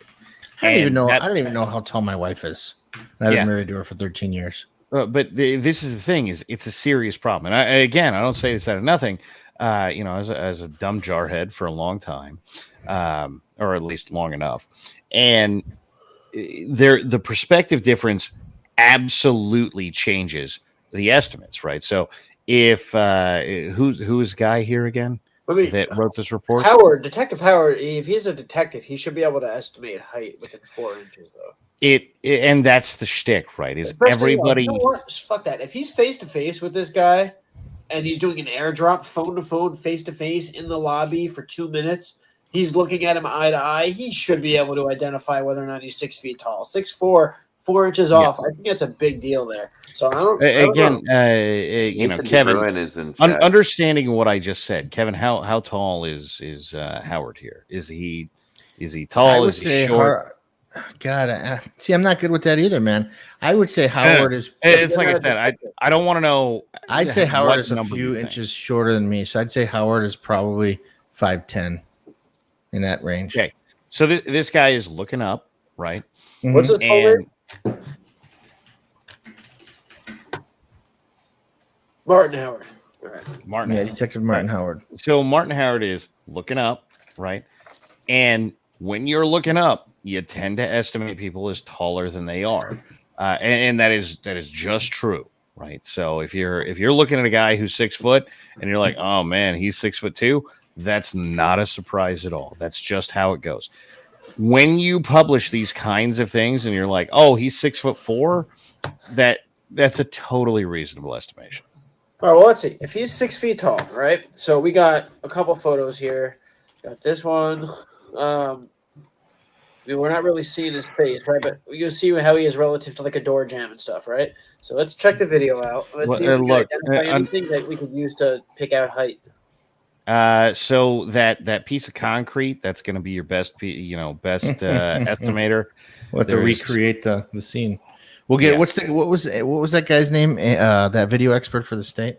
Now that's a good picture of him right there. Now that is spectacular. No, go back to the thing in front of him in front of the car. Yeah, that too. We got to find that coffee cup. Swab the hole so, on the top. Understand that you're looking down. It's gonna again, when you're looking down, you tend to underestimate people's height.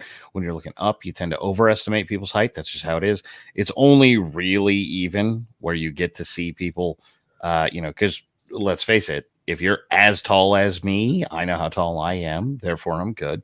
But that car, not knowing precisely what it is, though I'm sure that's a Google search away, right, is probably in the 5 to 6 foot range. Let's be honest. That's what most SUVs are. And he is taller than that. Because he's also even with the downward angle and the car further away, downward angle is going to make them look more even. He is roughly the height of the car. If you look on the left there, you will see the top of his head is roughly the height of what are those? The lights on top of the car, right? Yeah, I mean, he's also about 8 feet in front of the car too. So that and the car is on a lower level than him because there's the curb. Indeed. Right? Indeed, right. So these things are all going to play into effect. If I had good distance numbers, I could go be autistic and give you his height. But the premise is always good, right? It's looking down at him. He is going to look shorter than he actually is. And he is clearly, despite the distance, despite the height differential, at least as tall as the lights on those cars. Yeah, I don't know. He's probably 5'8" to 7 feet, just based on that. I don't know if that's and no math. It looks like between 5'8" and 7 feet. By the way, look, that might sound like an unrealistic estimation to you. I get you, right? But what do you guys think? Do you think that looks like him? That beard's a hell of a thing compared to Homeboy there on the left. Yeah, right? The beard is tough. How far apart are these pictures? Do we know? No. Also, bring back up picture of our guy, right? Like, so that dude is a lot fatter. Hands down, that dude is a lot fatter. Yeah, he's if the original, what was the original documentation? It was 6 feet tall, 230 pounds, according to his police, his prison records. And I had a friend with about that build, and he was 275, right? And it's if these pictures are multiple years apart, that's a very reasonable difference, right? You can grow a beard and not look as a guy with a lot of beard. You can grow a beard and not particularly long, specifically that length. I wish I could see the hair on top of his head, but I can't. But plus, they don't have weight differential in prison. Imagine you've been in prison 10 years, you get out, you're going to eat some junk food. Yeah, right. So he's 6 feet, 216 pounds, according to his official record. And that was when he was booked. That was his most recent booking. So that would have been, let's see here. Oh, you know what? I should see if he's been booked in Kenosha. We can get another mugshot of him. See, the guy that I'm looking at right now, that guy's not 260 pounds. I don't care if he's 6'4". He's not 216 pounds. Unless his Well, no. Because the fat guy over there might be 260 pounds. That guy is not 260 pounds. It was 216. 216. Well, that might be true, right? Like, so 220, yes. The fat guy is not 216 pounds. The guy might be 260. That guy is not. And he could have sent his buddy. He could have said, "Hey, dude, do me a solid. I need you to drop this." Could have. And look, that's. Oh, we need to get an idea on this guy, so we're gonna have to work on that. Someone who's watching this is gonna know this guy. Yes. As a reward, we'll bring you on a panel discussion. Yeah. so Well, I'll just sit here and Are we sure that's a verbally beard or flate is you it a for 8 hours. mask? Can you guys do you see what I'm talking about? It almost looks like he's wearing a mask. If you go back to the other I picture, think he took the mask you can off. see the break for his face, Okay. right? Where, Oh yeah, right there. Yeah, you can see the There we go. Yeah. outline. This right here, like if I even look down, it sort of looks like I'm wearing a mask. My, I forget what it's called. Soul patch here is very distinct, and you can see Wait, this go back. part pretty well. Where you were just at, you can almost see the whiteness teeth. I thought. Yeah, and this is the shtick, right? Like, so that looks like a mask, but if you go back a couple pictures there, you'll see it. It's a beard. Yeah, I stand corrected.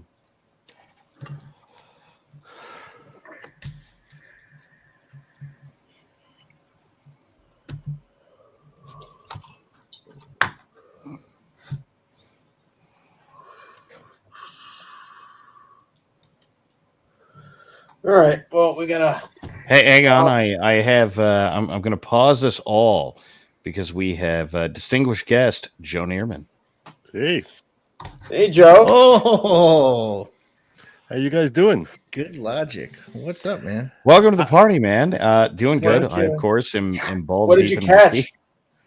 So I'll tell you, when I was tired, like I spent 5 hours on Sitch and Adam, and yeah, they can go for like 12 hours at a time, those guys. And then I did two, and I took a break for 45 minutes, did my own stream for 2 hours, and I was really gonna go to bed. But then I see V Radio here, and I'm like, this is a guy I've been trying to get a hold of since forever. And then I see Kenosha County I, which I suspect is who PhotoChat spoke to. Yeah, I'm the gossip blogger. Why is You are, he yeah, have- and which they never named you, and they never named your paper. They just said the alt right, which I was like, yeah, okay, all right. Yeah, they broke my All right, website. gossip So blogger. I made a few bucks off a lunchbox. I'm forever. Yeah, so I actually became friends with Nathan DeBruin after he appeared on Nick Potato's stream. Does my Gamzin flag look familiar, Joe? You see behind me? Yeah, there we go. He did his interview with you guys from here because he didn't have like a. This is a cheap mic, but I think it sounds all right. Yeah, No, it Um, sounds good, man. So, Yeah, Joe, it's a good thing you came. Okay. I was pinging everybody, seeing if anybody was around, like last minute, no notice, and nobody could make it. But I was hoping to get people's input on evidentiary stuff. But we actually noticed something more important during the stream. Did you catch it at all? I actually already tweeted it out. I literally just tuned in. I tuned in so recently. I have no idea who this guy is that we're looking. All right, so check this out. This is what I just discovered. This is the Detective Howard in his sworn affidavit said he went into the DA's office and the anonymous, tall, 6'4" black guy airdropped him the drone footage. Remember that? That's in his sworn affidavit, right? Okay. So he says that here in his sworn affidavit. Except as we were reviewing the footage here, Detective Howard walks into this building, and less than 2 minutes later, the anonymous evidence fairy walks out. So in about 90 seconds, he managed to walk into the building and have his devices connect and airdrop the data without any additional communication or anything. 90 seconds. Yeah, that doesn't make no sense. That does No, not it's make- totally reasonable, Joe. How dare you object to this? 90 seconds. Walk into a building, and within 90 seconds, you exchange. I don't even know why he had to all- walk into the building. He could have sent it from like the other side of the planet. Like, why do you have to send this stuff by walk? Why Well, would the thing anyone is, need to walk His into the sworn building? affidavit says, I walked into the DA's office and he airdropped it to my phone. My theory is that he actually didn't. My theory is in that 90 seconds, he handed him a thumb drive, which literally takes 2 seconds, and he walked out. Except then they got busted for the size of the video, and it was a potential Brady violation. So the best excuse they could come up with is, oh, he airdropped it to me, so it must have been compressed when it was airdropped. That's my theory. Could be. Well, Or they claimed could when- be that was compressed when he transferred from whatever it was on into that thing, into that the drive, and then that's what he was delivering. So it was already compressed by the time they got it. In Well, no, theory. I'm just saying, I was just thinking of why they would there's an make issue, up though. anything about it being airdropped, because it doesn't make sense. Why would they make that up? It's in a sworn affidavit, but in 90 seconds, there's just no way that interaction occurred. Did you watch the Binger interview? Oh yeah. I mean, that guy will make up People anything. He's I literally living in a bizarre. I rage listened to it, and I Are you actually talking got about through more the than one Nick. with the New So York bar Nick and guy? Bronco only Yes, got through like yes, 15 that's minutes what of it. I'm I think I managed to get through like 40 minutes. No, I was Well, actually watching it with Sitch and Adam. I for the first time, I was giving my live reaction to it as I was watching it with them, and we spent like, I don't know, 3.5 hours going through that thing and just commenting about every bit of lunacy that's floating through that guy's head, and how he seem to even understand basic law of self-defense. Yeah, and David Miranda, that guy is 100 times worse. Apparently, I didn't know Miranda's this, the moron. apparently, Kyle traveled across state lines, not just with his normal gun, but with a machine gun. Well, that's the thing is, so this liberal bar president says, yeah, he crossed state lines with a fully automatic gun, and Binger's like, well, I gotta correct you. He didn't cross state lines with the gun. He doesn't correct the most egregious part of the lie. Well, so here's the shtick. Again, understand how people lie to you, right? Because guy didn't say full auto; he just said auto, right? What's the difference? There's no difference. So, for the old people of the world, right? There used to be what are they called? Revolvers, right? Single and double action revolvers, and automatics. And automatics were what everybody thinks of as guns, right? And if you don't believe this, go back and watch Lethal Weapon, right? Because back in the 90s, it was, I bet you the kid carries an automatic and, the old man carries a revolver, right? And this is just how it was. We used to refer to any generally repeating pistol as an automatic. And that's a 30-year-old thing. Right. But if you're the president of the bar, you better know the difference. Come on. No, and make no mistake. I'm not saying they're doing it honestly. I'm saying they're being jackasses. Well, he's actually an intellectual property attorney. He doesn't know the first damn thing about guns. Okay. He's an intellectual property attorney from New York has no clue the first thing about guns. So no, but this was the game. Is we in the media specifically, they used to refer to them as automatics expressly so people would equate them with machine guns. I want to just pause here, by the way, and just compliment V Radio. The reason I tried getting in touch with you, I don't know, what's your name? Do you have a first name? You or just call me Neil, or you can call me V. I go by either. All right. So V, I had to tell you, before the Rittenhouse trial, I actually watched your video compilation that you put together of different source material, and it was exceptional. It was so exceptional that I actually shared it with Nick Ricada, Nate the lawyer, and like several other law tubers, because I was like, you guys got to check this out. This is like the best compilation, just as far as sequencing and putting things together in time from different angles and breaking down moment by moment. It was really exceptional work. So I just wanted to publicly compliment you on that. And tell you that. I just got to say, I hate YouTube. Because like when this happened live, I broke down every single video of this kid. Mm-hmm. And just nobody saw it. No, I had some luck, like just that early on before Linwood got really crazy. He shared it once, and he came on my show again before he went completely nuts. So there were more people who saw it, and then I made a better version of it. It's now, especially since the trial, it's kind of obsolete. But I'm looking at making a third edition eventually.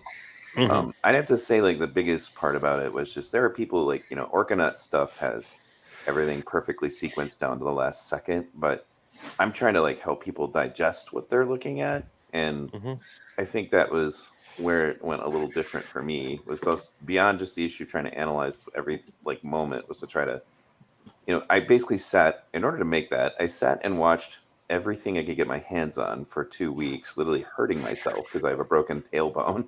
So I shouldn't be sitting in computer chairs. Yeah, it's totally messed up.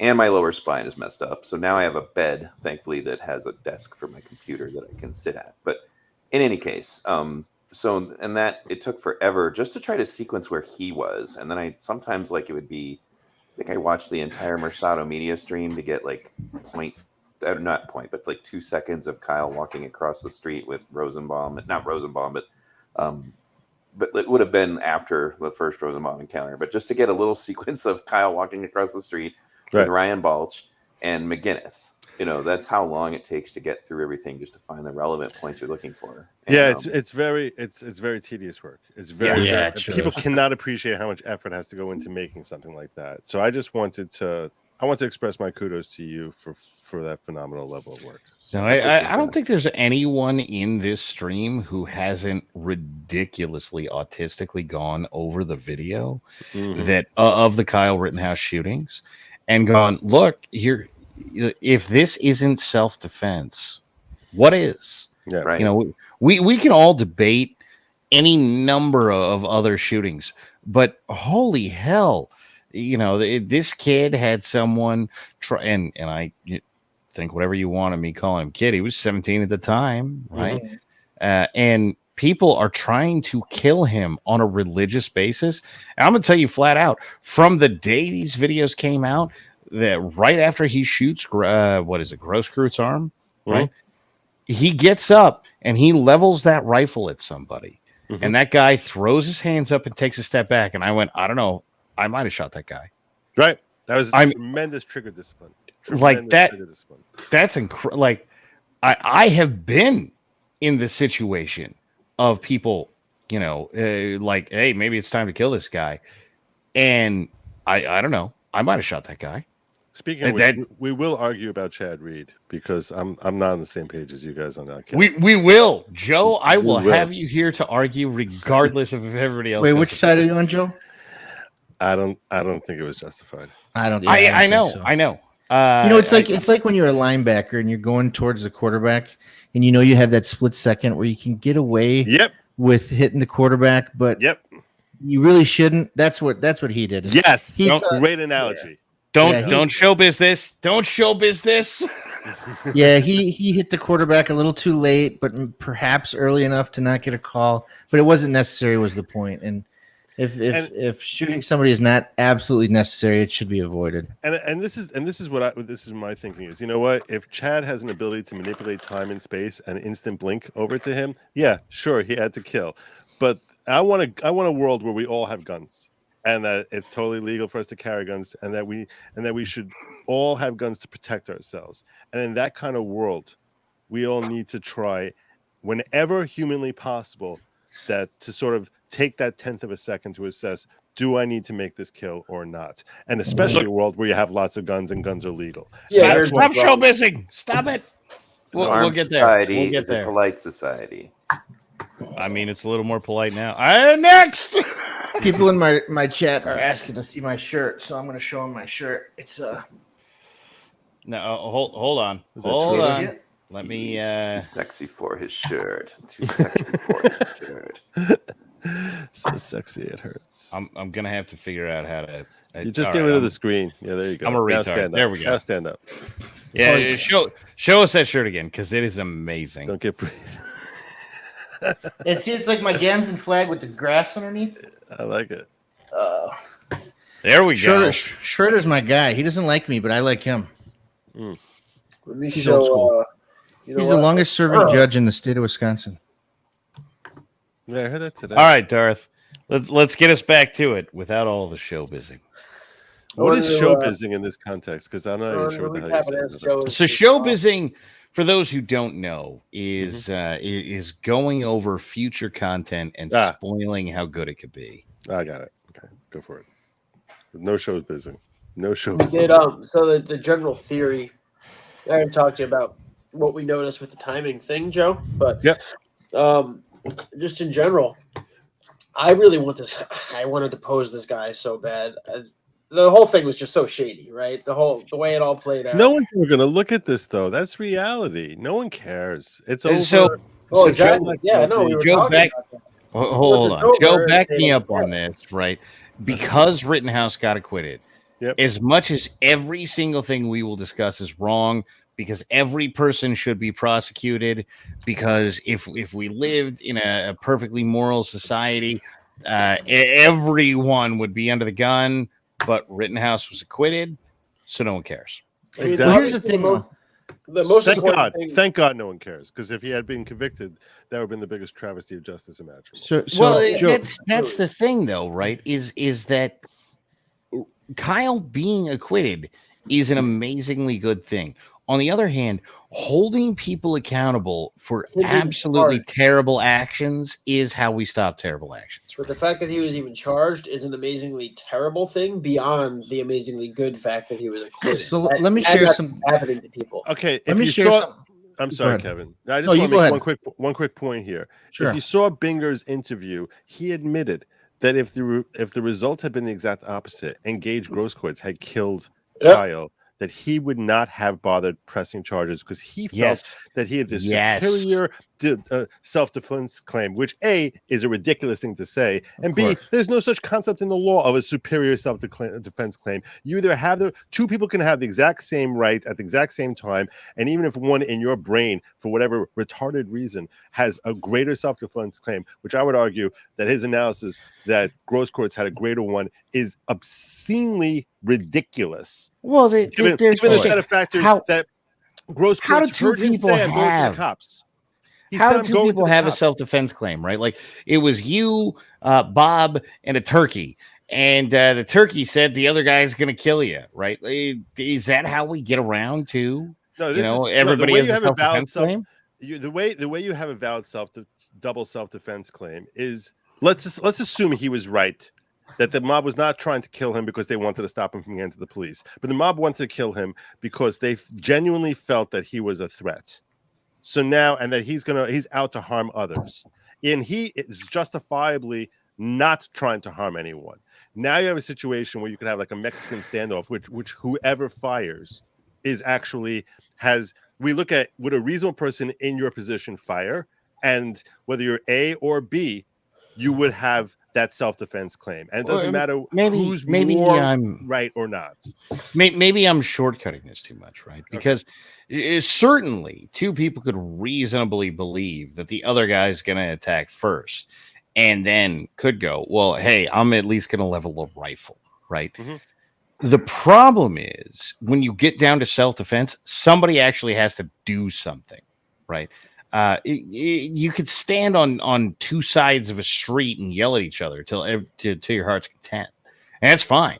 You're just yelling, right? And you could even say, "I swear to God, I'm going to kill you," right? But that doesn't inherently, legally speaking, whether you, I, or anybody likes it or not, mean that you just get to pick up a gun and shoot that guy, right? So here's an example: if you and I are both out on the street, and we hear there's a shooting, people are running, people say, oh, this guy just shot 10 people, right? Mm-hmm. And you and I see each other, we're both standing there, we have our carry pistols are out, ready to protect ourselves. We both think the other person is the active shooter. Sure. So we both raise our guns at each other, telling each other to stop at the exact same time. In that context, it's all that matters is our perception. So sure. If I genuinely believe that you are a lethal threat because I expect you to be that active shooter and vice versa, we could both simultaneously have a self-defense claim. That's really the only example I could think of, hypothetical, that I could think of where that would be applicable. In the case of maybe we're all going too fast. Grosskreutz is not even legally allowed to have the gun. So the entire argument that Binger was trying to make about Kyle, that Kyle can't defend himself because he was a 17-year-old with an illegal gun, which wasn't even true. He's essentially saying that he was applying that standard to Kyle, but not to Gage Grosskreutz, who couldn't legally have the gun. He was illegally. But you're making the same mistake right now when you make that claim that Binger was making. Just because I don't have a right to have a gun doesn't mean that if I do if I illegally have that gun. I didn't say that. Hold on. I'm pointing out Binger's hypocrisy. That dude shot the cops. I could be walking down the street with an automatic machine gun. I can literally have a saw. I could walk with a squad automatic weapon down the street, and if somebody tries to kill me, I could use it to defend myself. What was the name of that case with the no-knock warrant? The no-knock warrant. What was that case? The no-knock warrant. Breonna Taylor. Breonna Taylor. There was no he was a convicted felon and had a gun in his nightstand, right? Yeah. He was found not guilty of murder, but he was found guilty of felon in possession of a firearm. So that's the case in which No, that was legal. those are different things, though, right? Because the point is, thing even for if you're him carrying- was felony murder. Was he responsible for the cop shooting Breonna Taylor? And look, he wasn't. That's whatever that guy did wrong, which is a lot of things. Make no mistake, he was a piece of garbage to begin with. He wasn't actually responsible for them shooting Breonna Taylor. Well, I want to I just want to share something with you guys real quickly. You guys will get a kick out of this. So Lunchbox and T. Claire each had jury trials this last week. Their first ones out of the gate after the Rittenhouse trial. Did you know they both lost their jury trials?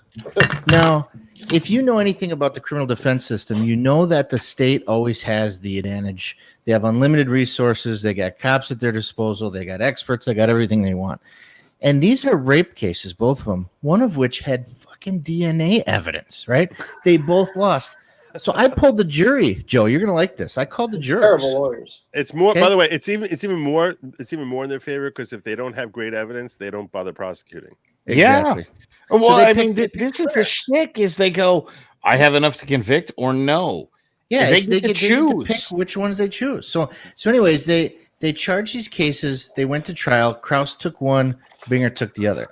They both lost. I called the jurors. Right. Not all of them called me back, but I talked to some, right? When they got to that deliberation room and finally they can talk, they've been dying to talk this whole time. Mm-hmm. The first thing that came out of their mouth was, "Oh my God, do you guys recognize who that is? That's Binger.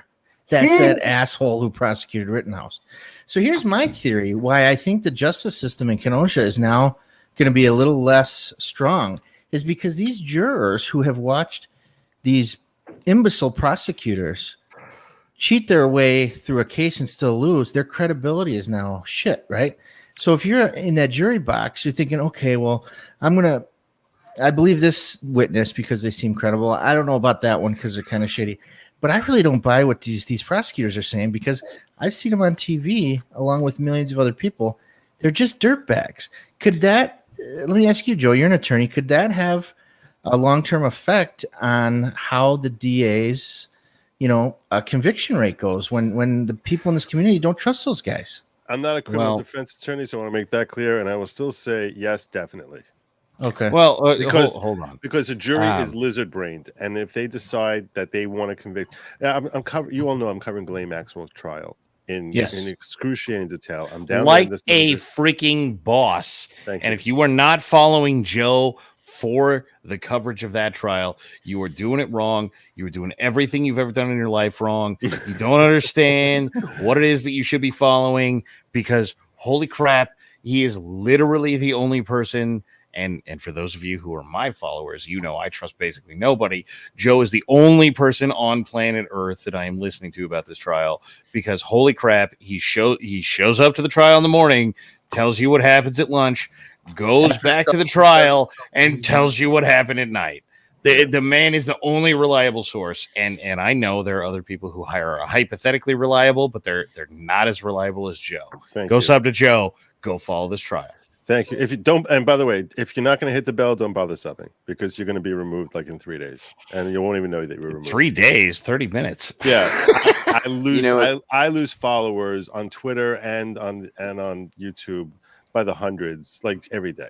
So, what's funny is during the course of the stream, I've been watching my live subscriber count, and I watched it go up. Hold on a minute. And then we got to ask for Joe's, and I would love to give my opinion, and I will in just a second here. But we got to ask for Joe's opinion about whether or not this hurts the Kenosha County DA. So, Joe, look, as I said, I'm not a criminal defense attorney, but I know enough about how juries work to tell you that many times they're looking at a case where. Okay, so in criminal cases, it's supposed to be beyond a reasonable doubt. But from what I've heard from Robert Barnes and others who I trust their opinion about criminal defense cases, is they don't really go with reasonable doubt, beyond reasonable doubt. They're like, do I think the guy's guilty? Do I think he's in it? Do I think he's not guilty? Yes. And that's just the way they operate. And usually they decide that very early on in the case. So if they decide that they don't like one side or another for a particular reason, it's very easy to justify. In the Ghislaine Maxwell case here, morally, they're total. This woman should burn. They should create. There's no level of hell that's deep enough for Ghislaine Maxwell, who I think is just about as bad as Epstein is, because she actually made everything kosher for these girls, Right. and they would not have found themselves in this awful circumstance if not for Jeffrey Epstein. They're a kashrut. Being from a legal perspective, the case they put forward is enough to convict, but it's also very easy if you want to side with her to find reasonable doubts. It's very, very easy to find that. So it's going to come down to, does the jury hate the defense as much as I've been led to believe that they hate her, or do they want to scrutinize it and say, you know what, there's enough reasonable doubt here, we can't convict her. Yeah, well, that's why they've been going with the like you were saying.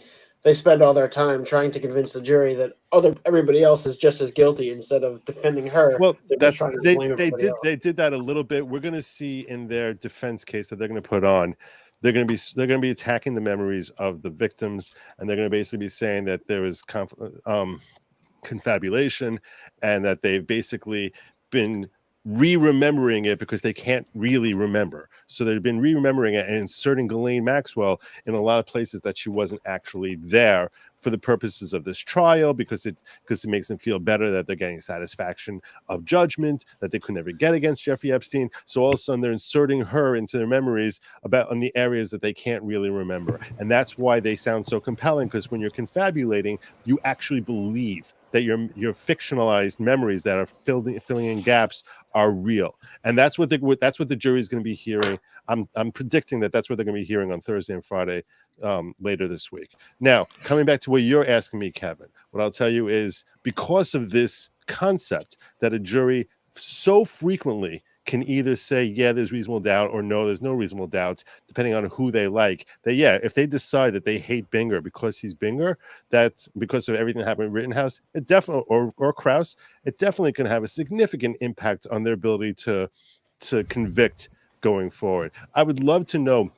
I imagine you probably have to keep your sources secret. I hope you're printing a story about this. I did, yeah, this morning. Oh, he definitely is. Yeah, so I'm definitely, if you can send me a link Sure. of that, I'll definitely do a video talking about that, because I think that's a socially important piece. And so I definitely am going to want to cover that and share that with my audience, because they need to understand the ramifications of perverting justice. That because Binger and Krause tried perverting justice with Rittenhouse, and they were so transparent in it, the ramifications are that actual criminals now likely will be acquitted because they basically expose themselves as being a mockery of justice. And here's the thing: the Binger's case, it was a there's no doubt that there was sex, right? They did a bacchial swab of the vagina. It had semen on it. This guy wasn't in the database until 5 years later. Okay. Then it came up as a match, right? So there's no doubt they had sexual intercourse. He's saying it was consensual, and it was in some alley. Who has consensual sexual sex in an alley, right? So the jury, when they were deliberating, were basically saying, was it consensual or not? And they said Binger just did a terrible job trying to explain that. And he just relied on the DNA evidence. And plus, half of the room were talking about just how much they hated the guy. And when you hate, I've sat on a jury once, and it was a homicide trial. And I remember disliking the defense attorney. I think the case was strong anyway, so I voted to convict. But I just remember not liking the defense attorney and just thinking, it just makes me want to convict you, this guy even more, just because you're an asshole. Yep. Well, hold on a minute, because there's a thing that matters here, right? And I've been doing this a long time. The American public's attention span is dog shit. It just is, right? And so for the next 6 months to a year, I promise you Binger will have a serious problem in court convicting people who did real things. Who remembers who prosecuted? And look, I know Andrew Bronca does. He talks about him all the time. But who remembers the guy that prosecuted Zimmerman? No one. What? No one. George Zimmerman? Here's the thing. Yeah, George Zimmerman. Special prosecutor, the lady. There we go. There's one. Angela. That's how true this is I knew it wasn't a guy, but it didn't matter, right? Everybody went, I don't know. Angela Right. Corey was the special prosecutor, but there was others involved, but that she was the main special prosecutor. Rick Scott appointed her because he had to. That's right. Because the You know, media made him. But 'Cause the media controls our reality justice is, system. when I say who is the guy that prosecuted George Zimmerman, everybody goes, I don't know. Right. And You're saying it's not a guy even. Right. The only fact that I gave you was that it was a guy and a prosecutor. Right? Yeah, but I knew you were wrong. And so I everybody couldn't went, blame you for it. I don't know, man. I don't know, whatever. It wasn't even a guy. And this is the shtick: is will Binger have a year, maybe 2, where yes, his prosecutions have a problem? Yes. In 5 years, will anyone remember that Binger prosecuted Kyle Rittenhouse? No. I will. Right. Well, yeah. All right. I This thi- I stream don't- will. yeah, I think in this case, I'm gonna have that motherfucker disbarred by then, or at The- least censored. the meme God, game I was hope so. the meme game was not on point during the Zimmerman trial. That's true. It was Those too early. memes are timeless. Yeah, and that yes, I agree. I agree with Kevin. I think that this was more. There was just more slam home public, nationally public moments than in Zimmerman. Put it this way: I wish I could agree with that. there are Someone tell me what the most popular meme was 2 years ago. there are college kids right now who are going to be in law school in 3 years, yelling at their law school, their 3L constitutional law, common law professor, saying, "Don't get brazen with me." I'm telling you. Sure. Sure. There are people right now who will say, if the glove doesn't fit, you must acquit. Mm-hmm. Yep. Only maybe half the living world even understands what the hell I just said. If the rubber don't fit, get rid of it. I actually Who is heard the during guy? Rittenhouse, if the pixels don't fit, you must acquit. Oh, Yeah. There it is. or right? hocus pocus out of focus. Focus, that focus, was- focus, who focus, is- T-shirt for Ava. that one. How many people know who said, if the glove doesn't fit, you must acquit? And by the way, this is a stream where basically everybody should know. Anybody in their late 30s and older will remember that. Who said it? Johnny Cochran. Johnny Cochran. Yeah. That's my man, right? Well, South Park did a good bit on him, so that helps Yeah. keep his name alive. Sure. But this Yeah, and is the problem. Seinfeld mocked him a few times. Yeah, they had Jimmy. Binger. What's his name? Binger will deal with modern BS, and he'll be forgotten in 5 years. I don't Yeah, think but so. I think no. He's Even gonna, his he's name, gonna, even his name is memorable. Yeah. Like calling him Yeah, Little little Binger after bigger, Little Fluffy Finger. boy. for sure. I will No. grant you that Binger is more And more the gun remember the pointing Cochran. at the jury. Joe, that was Allegedly me. not He pointing pointed that the gun at me, Joe. And of course, Did you know he? me. I'm eccentric. I made this like dramatic, like this right in the middle of the No, courtroom you because didn't. Did you? yeah, really? I swear to God, I did. That's hilarious. So the media was a lottery system. So every day they picked 10 names out of a hat. And that day I got picked to be in the front row. It's when he picked that A up and he had his finger on the trigger like a Nimrod. All right. And So- he swiped me with it, right? And I just kicked my laptop up and did this motion like I was about to be shot. And everybody was laughing in that courtroom. Here's pretty here's funny. the shtick. Here's how true this is, right? Despite that we all just had that discussion, one person said Johnny Cochran in my chat. One. Nah, that's I don't. The millennials have no idea who Johnny Cochran is. Yeah. But those I'm of us a 35 millennial. and I older- know who Well, Johnny two Cochran things. is. Number one, technically, I'm a millennial. I'm born in '84, but I'm born in '84 too. I won't Yeah. call myself a millennial. yeah, I don't either. I call myself what was the word for it? Somebody came up with a good one, but anyway, Old millennial. But the And Zimmerman trial. Look, the Zimmerman trial as a wasn't- guy born in '84, I'm with you guys. a late You're in Gen '84 Xer. too. Yeah. Team '84. I'm So- older You're than the everybody rat. here. It's 76. So, oh my god. You have to keep in mind I'm that the even old younger fart people here. now they have pop culture. Joe's over They here have like, their I was show, born in right? 1921. Shut up, Yeah, you young there you pussy. go. They have I the new remember when we show, voted right? FDR in. the people versus O.J. Simpson or whatever. So they have with pop culture, they get reintroduced to those things. So younger people may not have They normally had that gotten it, but now they Netflix. will. Yeah, that Netflix was pretty popular. I don't even know if Yeah, Zimmerman we're trial going was Bravo televised. or Like that was like I don't think It was. So Joe, Nate Zimmer- says, "What's up?" Zimmerman was definitely televised. Was it? Nate's in my chat. Oh, And he yeah, says, absolutely. "What's up, Joe?" Casey Anthony. I don't know why people haven't been talking mate. about Casey Anthony the last couple months because Casey Yeah, Anthony brother. is Nathan massive Bruin's to been me. asking I was if he could reporting come on on. that shit to everybody I knew. I was watching every second of that case. Yeah. People haven't been talking about it. Well, understand, by the way, dear, all of us, right, what all of us are saying is I was a political autist way back when, right? And I'm with you guys, right? You know, I was a teenager being like, do you all know that this shit is going on? And everybody else that I knew answered with, who cares? Let's get drunk and have sex. And I am certain that you guys had the same answers, right? Like, hey, I think this is important. Is it though? Because we're going to the club on Friday. Oh, Joe, you'll be sad to hear that flufferboy2004 at yahoo.com is not a valid email anymore. We just emailed it. Yeah, well, now I'm gonna have to like come up with some alternative. So Binger took it down after he kept getting too many solicitations. Okay. So what we should do here is get back to my man explaining all of the things. Holy shit, my timing is horrifically bad. What we should do is get back to my man Darth Crypto here, explaining all the things with all the evidence he has, because it's really good, and we should not skip it. Well, let me know when you're ready. Oh, we've gone through everything though. Yeah, I think we got everything. Well, we got everything. That's horrific. what we should do though, because so one of the issues is I'm gonna have to get some screenshots and enlist the public, because I need to know. We need to confirm, obviously, that this is Brandon Beeman. I'm still not sure. I'm really not sold. His jawline kind of looks like it. Let me switch back. Actually, hold on. Well, hold on. Photo Chad wants to join in and say hi for a minute, so I'm going to send him the link real quick. Everybody, boy, you old guys got to stay up for another few minutes. Hey, Don, put my screen back up till he comes. He's got an iPad. Will that work, guys? Will an iPad work?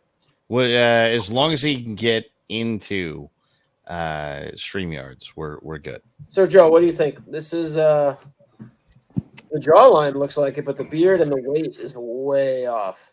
Yeah, we're still looking at it. That's supposed to be taken like sometime, like in how far apart?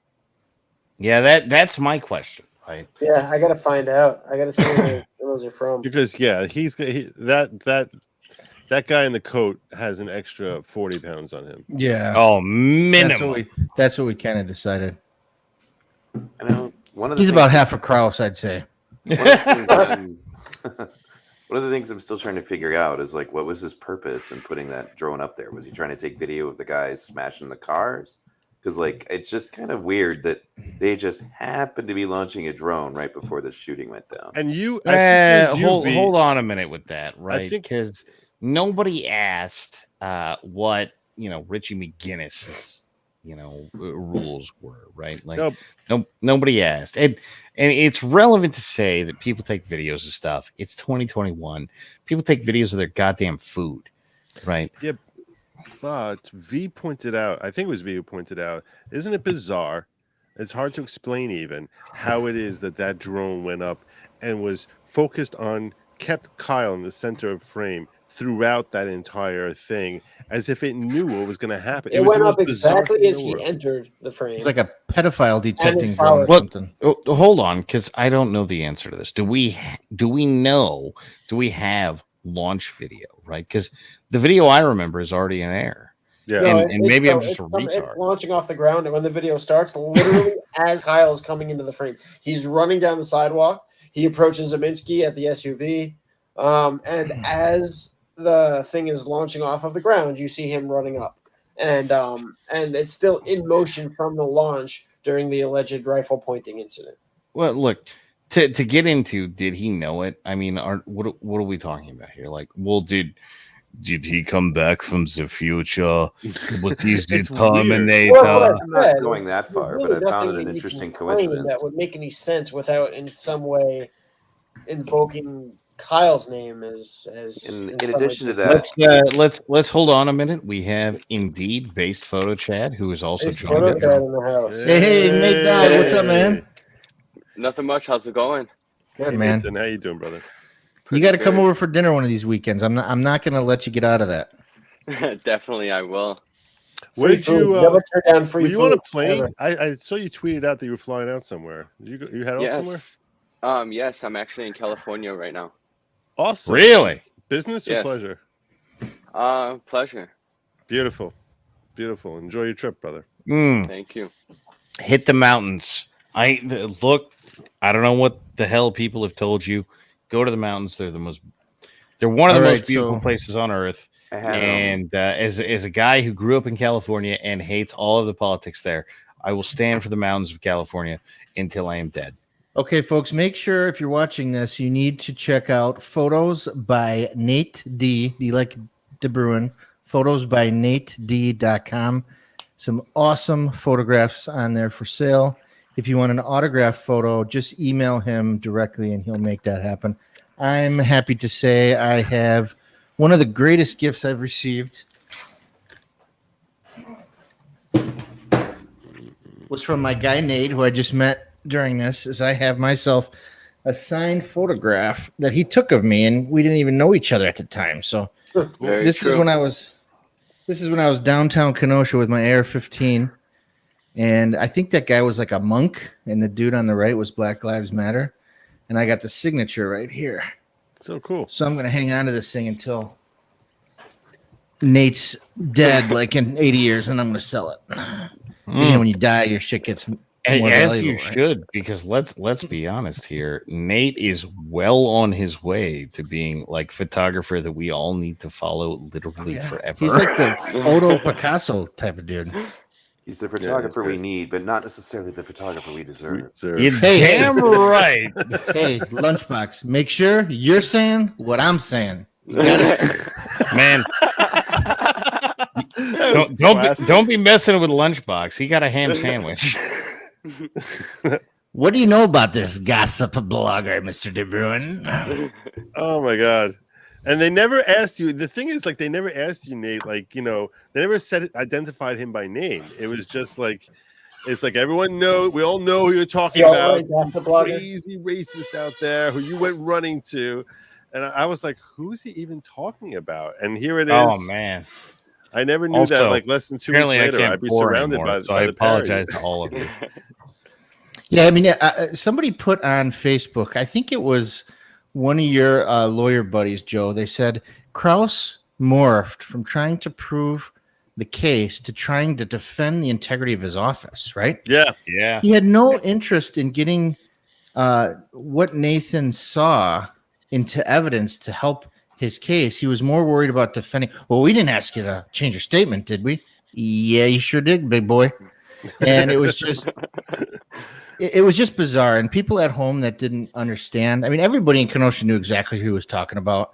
I mean, he broke my damn website where I got an email and they're like, "We got all this traffic. Are you being, what's it called when a million people go to your website to try to take it down?" Like, yeah. So they thought that was going on, but no, it's just everybody was Googling who's this gossip blogger in Kenosha, and I guess I popped up and. So, anyways, to the untrained eye, it just looked very it was unprofessional, but people are thinking, what is this guy talking about? A gossip blogger? Who gives a shit?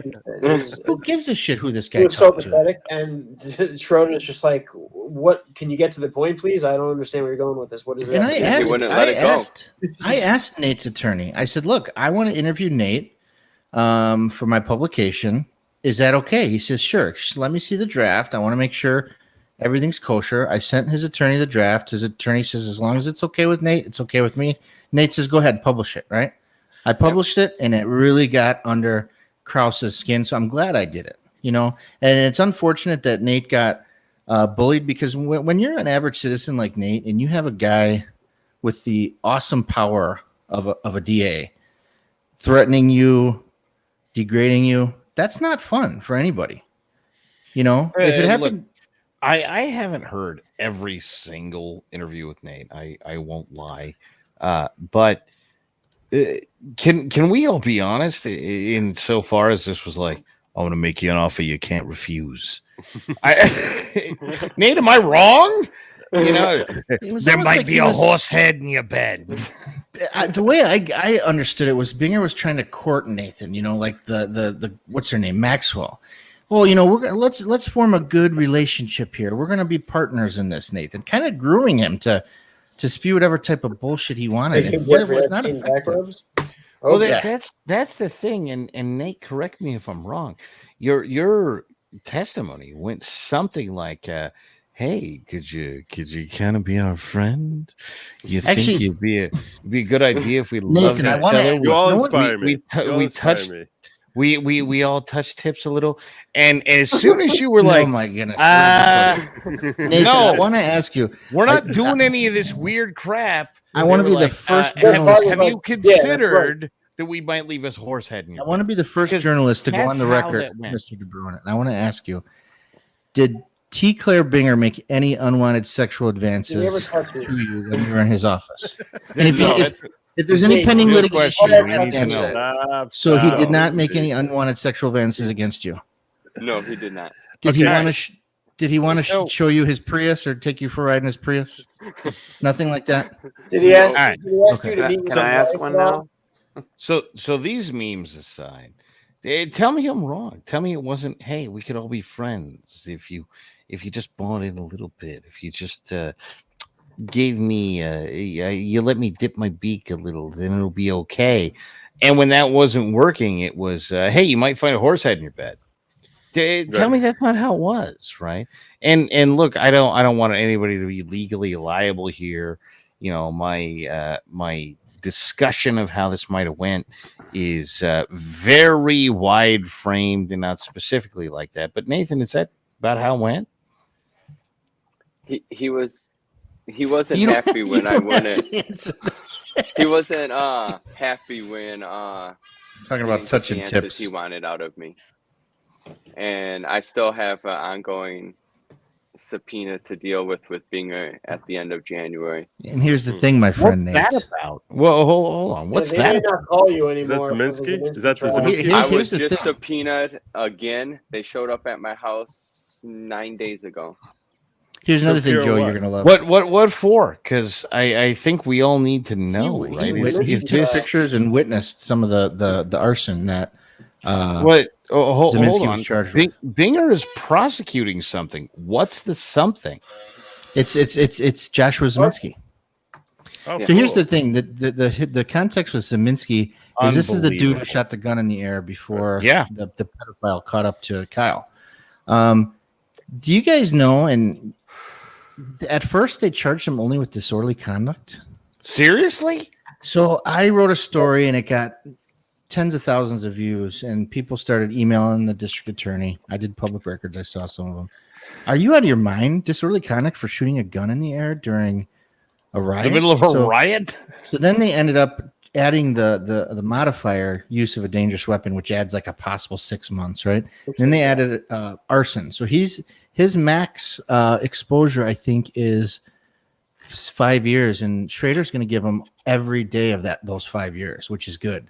But Oh, I I'm bet happy he to is. announce that the judge has approved me to be the media photographer. So I'm going to get some nice photographs of Nathan and of Binger. Oh, I'm excited. I'm going to be professional. I have to be in the courtroom. You know, Bruce doesn't mess around, but I'm going to get some good photos of you and T. Claire and whatever lapel pin he wears that day. I mean, we all like Star Trek and Star Wars, but come on, man. He's got the gift. It was a gift from his wife's boyfriend. Yeah. Is it normal for your wife to have a boyfriend? So I want to ask you, Nathan. did Only you for get- Binger. Nathan, have you had a chance to watch yourself on the stand since it happened? I have, yes. So How 'cause do what you think you did? He knows that he did. I feel like Everybody in America is saying he's a badass. He knows he's a badass. No, man. Hey, look, none of us ever think we did as well as we did, right? No one ever is like, yeah, man, my dick is 75 feet long. No one thinks that, right? So, like, Nathan, how do you think you did? I think I did all right to how I got treated up on the stand. I personally feel like most of my time up on the stand being cross-examined had nothing to do with the actual case. Well, you're a Okay, prosecution that's witness who's being treated as a hostile witness by the prosecution, which is absurd. Right? So, like, hey, bro, could you say nice things about me? Also, fuck you.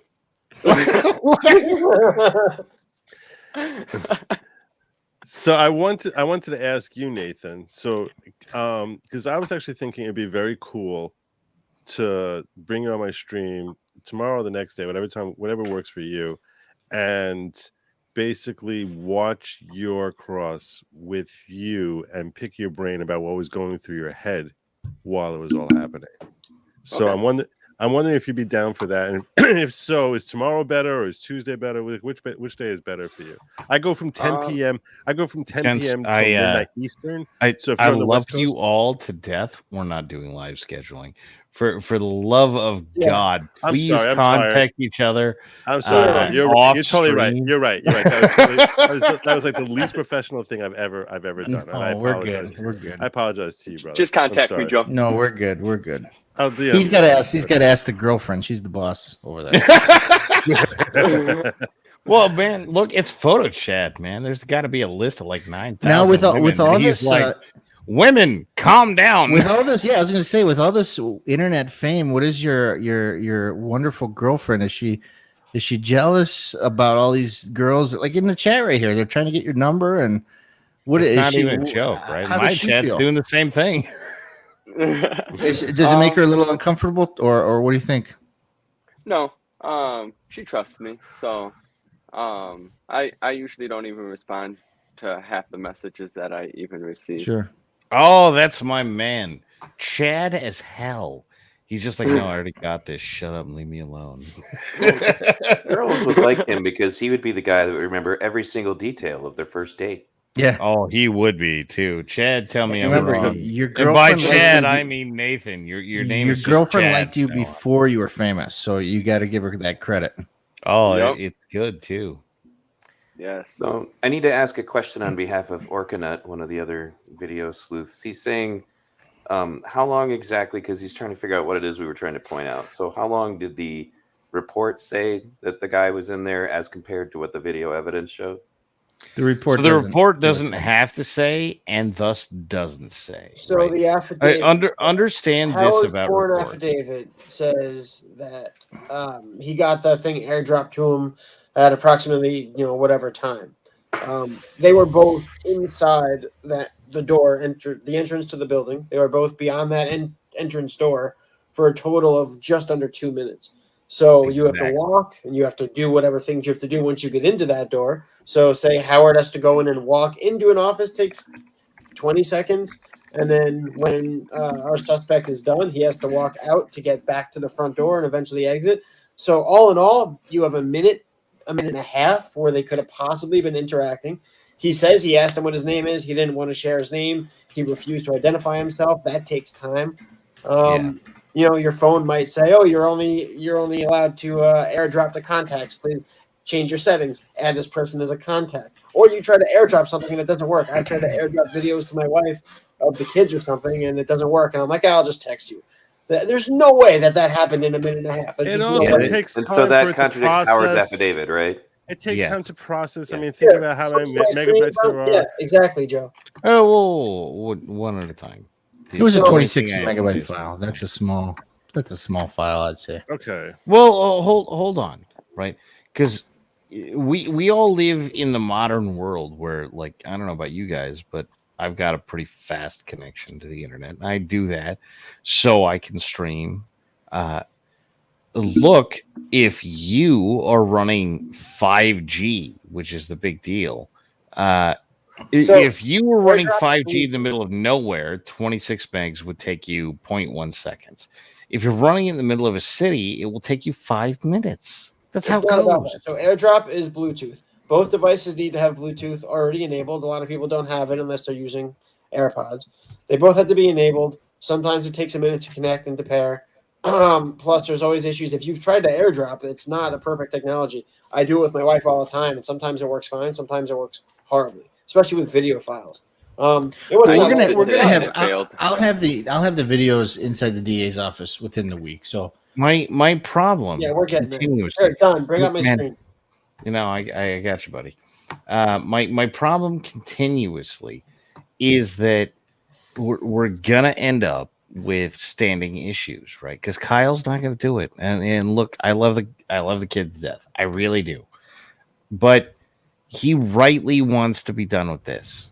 Who wants to go? I sat through it a year and a half of getting just screwed. And also I want to do this for another 3 years. Who's that Yeah, no, guy? they're not done with it at all.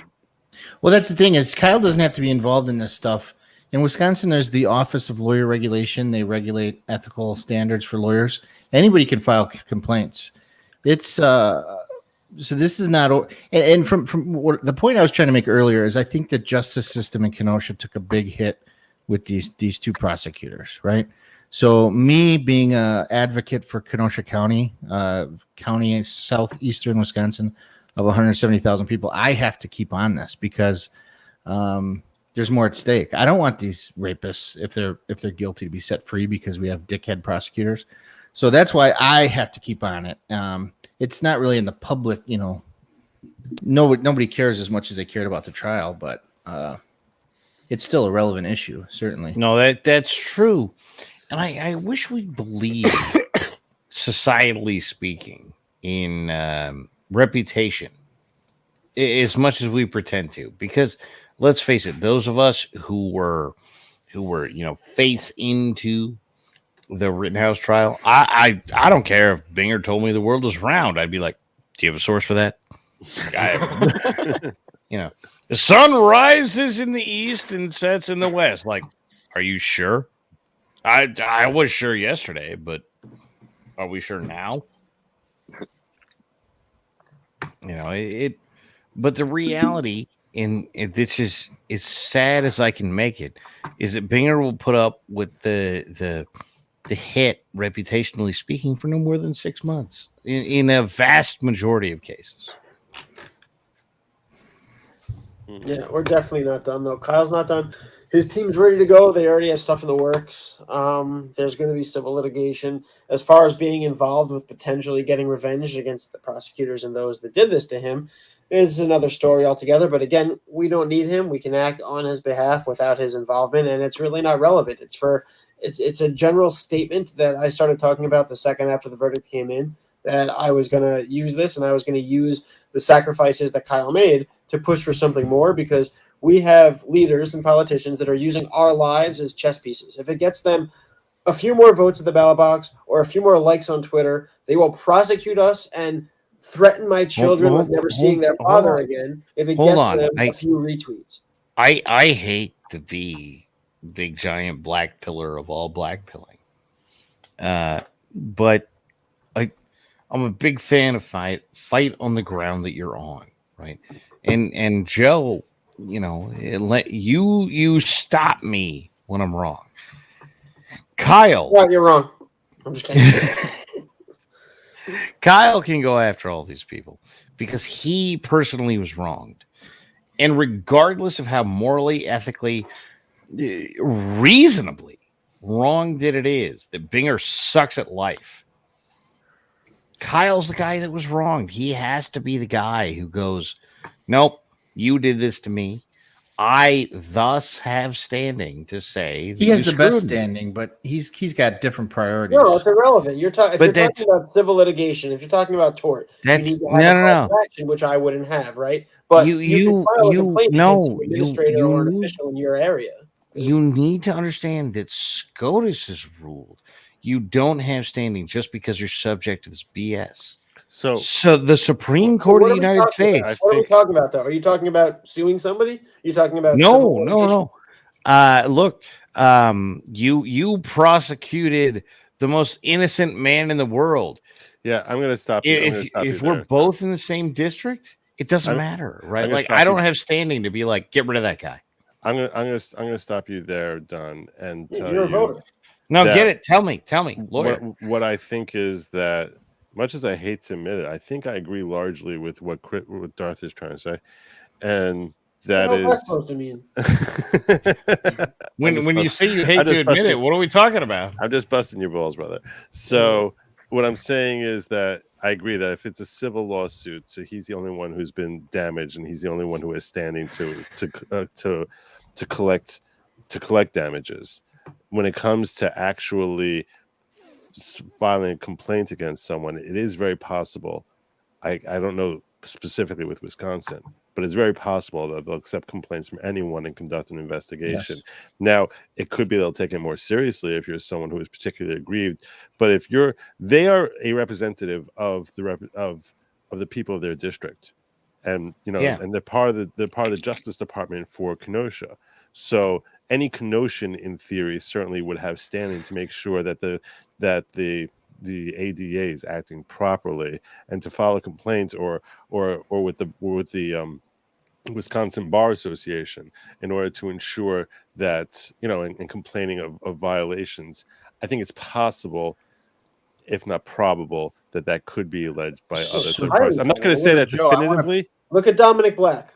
Dominic Yeah. Black is somebody who's also being tried by the same office by a malicious prosecutor who got his ass kicked and got embarrassed in a case that he never should have been trying in the first place, and he's taking it out on the Black family. Or It's- Chad right here, Chad right below me. Well, photo no, yeah, Chad the here. same thing. The way But he's I'm been saying, treated. in the case of Dominic Black, he's actually being tried under the same statute that Kyle was tried for. It's the same statute, possession or giving the gun to him. It's the same statute, both of which are subject to the same exception. If Kyle Rittenhouse, according to Judge Schroeder and according to ADA Binger, who didn't argue at that point, he accepted the conditions of that dismissal, of the motion to dismiss. So he didn't contest the motion to dismiss. So Thomas Binger accepted the argument that because of that, I wish that was how it worked. I really no, do. what I'm saying if is, you don't what I'm saying believe is that's he's how it trying works, Dominic Black, even though he himself already admitted in the same court to the same judge. that is I not a valid understand what charge. you're saying. Here's the problem, right? KC, any Second Amendment case in your entire life, right? The two things do not have to be parallel. The courts do not believe that there are two rulings that totally make sense to human beings have to come out in the same circumstance. If you believe for 1 second that an amendment that says shall not be infringed has supersedence of penumbras within penumbras, that mean you can't have undue burden, right? Are equal, right? One person legitimately cited an amendment that said shall not be infringed, and the other said some court made something up, right? The courts do not have to have, as they have very clearly stated, on everywhere from your local court up to the Supreme Court, any sort of confluence where shall not be infringed is equivalent to I said undue burden, right? And if you don't believe the Supreme Court weighing that down as the Supreme Court has some influence on every court in the land, you're sort of just wrong, right? And I wish you weren't. I think you're right. I think you're morally right. I think you have every reason to say what you're saying, but that's not how the court works. They go off of. I have no idea what we're talking about. Just to put that out there. If you're talking about, I always go by the philosophy. It's not a waste of time if you enjoy it. And it sounds like me and Jesse enjoy going after people who violate their oath. So it's never a waste of time. It sounds like what you're saying is that like Kyle would be able to sue or something when other people wouldn't have standing, which is true. But we're not talking about that. We're talking about just getting somebody out of office, like not voting for somebody. I have the right not to vote for somebody even if they didn't prosecute. You don't have the standing. You don't have the capability. The courts will rebuke you immediately for being like, we're not. I don't know if Joe. Let me ask you something. Joe, you're a civil lawyer. Joe, the judicial system. It's completely separate from the judicial. This is an administrative thing. This is litigation. voting for somebody or whoa. Completely administrative, judicial, and voting are three very separate things. Don't conflate them, right? Okay, that's what I'm saying. This has nothing to do with the judicial system. It's nothing to do with you want to vote Binger out of office. One, he's not elected, right? He's appointed. No, I'm saying he's going to be running for office. I'm saying yes, and he may lose running for office. It's the DA. It's the DA above him who's the problem, but. Exactly. We're talking about filing complaints with the Bar Association or the state lawyer review board. It has nothing to do with the courts. So let's get into that a little bit. So I had posted a lot. So many people have messaged me, emailed me, and said, "How does Binger get held accountable?" So I explained to them how the process works. In Wisconsin, it's as simple as an email. So I gave them the email for the Office of Lawyer Regulation the intake email where you can even call in a complaint in Wisconsin. They make the process pretty easy. I gave him the email address for the director. He was a Republican appointed judge, right? So that should help the case. The deputy director and then the chief investigator. So they've been emailing complaints against T. Claire and Lunchbox for the last month, right? So when they get a duplicate complaint, what they do is they respond to the grievant and say, we have received a similar complaint that is alleging similar or identical things that you are. We will add your name as a complainant to that complaint, but we will not open up a new one. I've received at least a dozen or two emails from people saying, hey, look at what I got back. There's got to be at least 6 or 7 open complaints against Lunchbox and T. Claire right now. So my thing is we need to be advocating for this guy who just got appointed as the director of the Office of Lawyer Regulation. He needs to take this stuff seriously. I mean, even though Joe's not a criminal attorney, he knows how important it is not to bring up a defendant's post-arrest silence. He knows how important it is That's not to law school. he knows how important it is not to bring up other acts evidence, which that's what they call it in Wisconsin. I don't know what they call it in other states, but other acts evidence that's remote in time that the judge says, look, the door is open a little bit, but you'll have to give me good reason. And he brings that up. And that's what we're talking about here. This is the analogy. We're essentially talking about a janitor at the school who looks at young girls in a weird way. So we talk to the boss and say, you should probably fire him. It's just a guy who works for the government that we think isn't good at his job, and we think he acts inappropriately. It has nothing to do with the court. We're not talking about having standing. It's not even an issue. Hold on. Because that's a relevant differentiation, right? If you want to go to the DA and go, DA, you're elected, and I think this guy's an asshole, and I will come after you like a ton of bricks because you supported this guy who's an asshole. That's one thing. If you want to sue, if you want to have legal standing in any variety to do literally anything, then you don't have it, right? And I wish that wasn't true, but it is, right? So for all the we're gonna have civil suits. It's not a lawsuit. They're not talking about a lawsuit. Yeah, nobody's talking about. They're talking about filing a grievance. We keep going on. We're talking about two different things. Let's get back. Who has filed a grievance? Because I have. Right. I filed grievances. I've had sustained grievances filed against Lunchbox, actually. And how did that go? Against Lunchbox, and they gave him a private reprimand. But it's not so private because I told everybody. But anyways, hey, I know that Neil wanted to ask Nate a couple questions. I just want to we should probably give everybody a chance to talk. Holy shit. So Neil, we should shut the hell up. Shoot away with Nate. Shoot away with a couple questions for Nate. I know you were eager to talk to this young man, so shoot away. Well, I'm going to interview him separately on my show, so you guys don't have to worry about that. There was only one other thing that I'd wanted to mention earlier that I thought was unusual about the drone video, and we didn't get back to it. But one of the streamers who was standing on the other side of the cars at that moment literally says, I'm getting word of a shooting, as Rosenbaum is literally running past him, on his right, chasing after Kyle, which was another one of the weird things about that particular moment that kind of still gives me pause and makes me go, what the hell? Maybe nothing, but I just found it odd that he was getting that message literally right as it was about to happen right next to him. Freaky. Yeah, that's weird.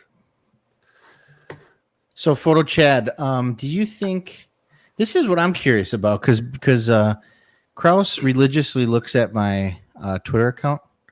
And he told a judge in another case in which I work for a defendant, oh, Mr. Mathewson's talking about me on Twitter. And the judge is like, first of all, I don't know what Twitter is. Second of all, I don't care what Mr. Mathewson does. So I wonder if he's going to bring up this conversation and start asking you about this panel. I don't think that shit is relevant. And, so Legal Bites was interviewing Natalie Wisco. She was the third chair, if you remember. Yeah. And she said she kind of characterized Mark Richards and Sharafasi as kind of being very hesitant on the objections because there's a strategy there, right, Joe, where if you object every 5 seconds. It could piss off the jury, it could piss off the judge, it could make it yourself look petty, right? But now we're going to have a different defense attorney here, right? I wonder what's going to happen if they start asking Nate about doing podcasts. I mean, he hasn't talked about the Zeminski case, and we're not going to ask him about it. But is that type of thing something that you would generally consider relevant to a criminal trial? It's not my call. I mean, I would tell you, I could, right? If he is talking about it and expressing, he's not. But he's not. But my thing is, he's not talking about. We haven't talked about. No, what I'm saying is, there's really no basis. Well, there's no basis. Look, the question that matters here is, Nathan, did you go out of your way to record literally everything you've ever seen for political reasons? No. Weird. Who knew? When the gunfire started, you didn't take a picture, and why not, Mr. DeBruin? What do you have to hide? That's almost what it sounded like, right? Yeah. Why don't you have a picture of the gunshots? Same logic when he's saying to Kyle, like, why would you put out a fire? It's like, because it's a fire. What was the urgency? And that's the shtick. And look, as a guy who has just turned on my camera and said record, walked through a giant protest, I'm like, well, why'd you turn on your camera right that second? Like, I turned on my camera 3 hours beforehand. No, the best was Nate was talking for 3 hours about all these hundreds of pictures he's taken. He's got these exhibits that are bigger than Lunchbox's profile. And then Lunchbox says, has an exhibit. Mr. DeBruin, did you have a camera? No one has an exhibit that's bigger than Lunchbox's profile. And so Nate's like, that's how I would have got those photos. Yeah. I mean, right. But that's I gotta head out soon. I want to run through some of this really quick before I sign off, though. Get it, brother. Let me circle back to this. So, John, for those who don't know, everybody should follow John M. Curtis at John M. Curtis. He did a lot of work on the case as well, a lot of great research, and he worked with us on this. He and Kevin and I were all researching this stuff the last few days, diving in and trying to figure a bunch of stuff out before we shared the video publicly. So this was what he had put out back on the 22nd. He's been on this for a while. We all have. So he had been talking about Beeman. And by the way, now that I'm looking at it, as the Bevo, our other guy in the group, had mentioned that distinct underbite, you could see it a lot better from this profile than you could on these two pictures. And it does. The beard is a little bit confusing, kind of distorting it, but it definitely looks like I'm just a lot heavier. So height-wise, I mean, Detective Howard estimated he was 6'4" when he's actually 6 feet. It's not that big of a deal. In theory, I mean, Kevin could go measure this concrete beam where that second line is, would probably give us an idea, but it's not that big of a deal. I'm pretty sure that's Beeman. I think he just put on a lot of weight. But I like to continue just to get verification at some point. But that was one part of the stream, or one part of the thread. I'm telling you, if I did 10 years in the joint and I came out, I'd gain 60 pounds within a week. Exactly. I'm telling you. Chicken McNuggets. People know, he was in prison for murder. So this is the drone that he used, based on the metadata, is capable of recording at higher res, but at the very least it should be 1080. One of the weird things was the video was cropped, which there's no reason to crop it unless it had been specifically edited, which again, this was my theory from the start, which Joe could comment on this. Okay, that photo, I'm sorry to interrupt. These photos, I'm just looking at his Facebook page, are from 6 years ago, 2015. Yeah. 6 years is a long time to gain weight. I don't doubt that he put on a lot of weight. Yeah. So the reason why they would lie. So people would say, well, why would they lie? My theory, again, is they used Howard to say that it was an airdrop, even though he had just quickly been handed a thumb drive, because that way they could at least walk back the issue with providing the incorrect file of a much smaller size and lower quality and lower resolution. They could say, oh, what happened? There was compression during the airdrop or something. I can't think of any other reason why they would lie about it, but the timing, 90 seconds or less, there's no way that transaction happened in that amount of time. Here's the shtick. You, if you're listening to this, you live on the internet. You have watched all of us struggle through high resolution. You've watched all of us struggle through what it is to transfer some bullshit, and you've watched all of us shoulder the weight on our own. All right, This doesn't exist in real life. We have done this because we love you. That's it. There's no other reason. Yes, we love you. Thank you for that. Who do we love? So we have we know data about the actual physical drone. That's the other piece of information we do have. So assuming it's him, assuming that's the drone, my argument was if they had conceded that it's this person, then you get him on the stand, right? Because Joe, if you're litigating a case and your opposition comes at you with some last minute evidence, the first thing you're going to do is attack the foundation. So if they say we don't know who it came from, it was dropped off anonymously, well, you don't have somebody to impeach. You can't put him on the stand. If they conceded that they knew who it was, suddenly we know it's a BLM activist who went to prison for murder, who is providing a video that is cropped in a very weird way. So the resolution is a very, very non-standard format with far fewer horizontal lines than there should be. Look, this is, I want to say, a Richards and Sheriff EC issue. And I know saying a Sheriff EC issue is a problem because everybody likes Sheriff EC. But if you accept some video from a monkey in the middle of fucking, Africa, like, well, we have a monkey in the middle of Africa and he was holding a camera. Like, no, the answer is no. You have no foundation. Shut up and go away. Just to be clear, when you're saying let's use a different analogy. No. Hold on. Time out. Susan, it was a random analogy. It had nothing to do with the person who were looking at. No. Random Holy analogy. shit. Yeah, I don't think any of us Susan, would. Susan, I did meant a literal monkey. Right, but we just want to make it clear. Nobody here, nobody on this stream would condone that as a racist slur. Holy shit! It literally never occurred to me. No, and I get it. A random mouse in Africa showed up with a video. You'd be like, well, but it was a mouse. Oh, God, I hate this world. Yeah, all right. So he's so blitzed. I wanted to finish off John's. I got to get up in 4 hours and actually work. So to finish off John's thread, some of the other stuff he had pointed out where he was attacking the veracity of the tape, or at least the foundation of the tape. We know that Beeman is a BLM supporter, right? Prison, all that. The actual video itself, very, very weird resolution. So obviously it had been edited. Now, I don't know if they didn't object harder because they didn't feel that they needed to, or I'm not sure what happened there. They stipulated to the authenticity of all videos. Yeah, because they were doing the based on the assumption that it was such low resolution you couldn't see anything. Yeah, that was the problem. Here's the problem. When they had when they had that lower resolution, you really couldn't see a single thing. So they stipulated to that being admitted because it was so low resolution that it was literally useless. And they didn't know that another version existed. Okay, stop right there. Because here's the problem. If they had said, objection, these people pulled it out of their ass. All right. Now I have hiccups. Had they said, objection, these people pulled this out of their ass, we're not dealing with it. Right? Like, if they thought it was important, they should have showed up yesterday. Right?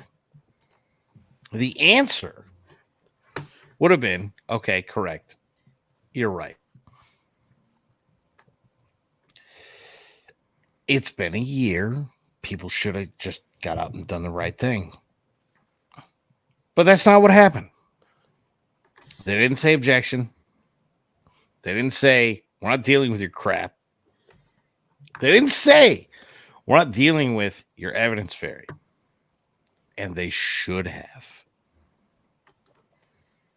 My fat ass is on DoorDash seeing if Topper still delivers. Well, it's 1 a.m. And it doesn't matter now, but retroactively, the reason why it matters now, the reason why it could still matter, is because if the prosecution, if the ADA lied when they knew the identity, the source of the video, but they lied to prevent the defense from being able to subpoena that individual, then that would obviously be an additional black mark on the prosecution in this case. That would be extraordinarily reprehensible, in addition to the Fifth Amendment violation and Brady violation and not providing the video in the first place. All of that, this would be an additional rock on top of the mountain. So that's why it still matters. And that's what my theory. Joe, what do you think? You think that that's pretty much the only explanation? They lied. They said we don't know who it was. They knew exactly who it was. Just like they didn't know who Yellow Pants Man was. My ass. It's a theory.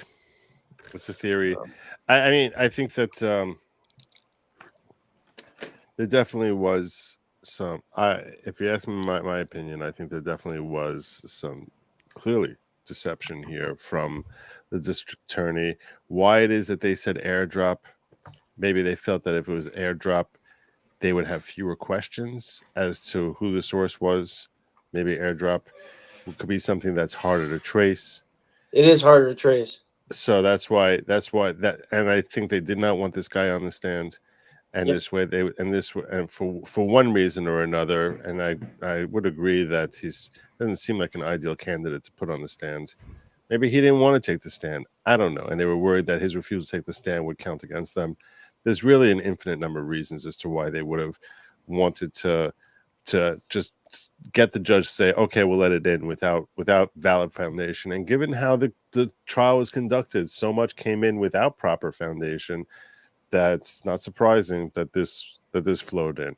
I mean, there's literally so much that came in without proper foundation from a legal perspective. Even the very basic videos in the beginning of the first few days of the trial, when they're coming forward there, and it's like, so here we have a guy testifying, I saw this on YouTube, and now I'm going to share it with you, and we're going to make this evidence, as if like anything that's on YouTube, it's on YouTube, it must be real. It must not be undoctored. Right. It must not be doctored. It must not be altered. It can't be possibly be altered. There's no way that anything about this we should question its legitimacy. It must be spot on, straight truth, because there's some video here, and it's a joke. It's literally a joke that stuff made it on, and you know who they need to get? They need to get the guy from I have his card here. The guy who actually shot the video.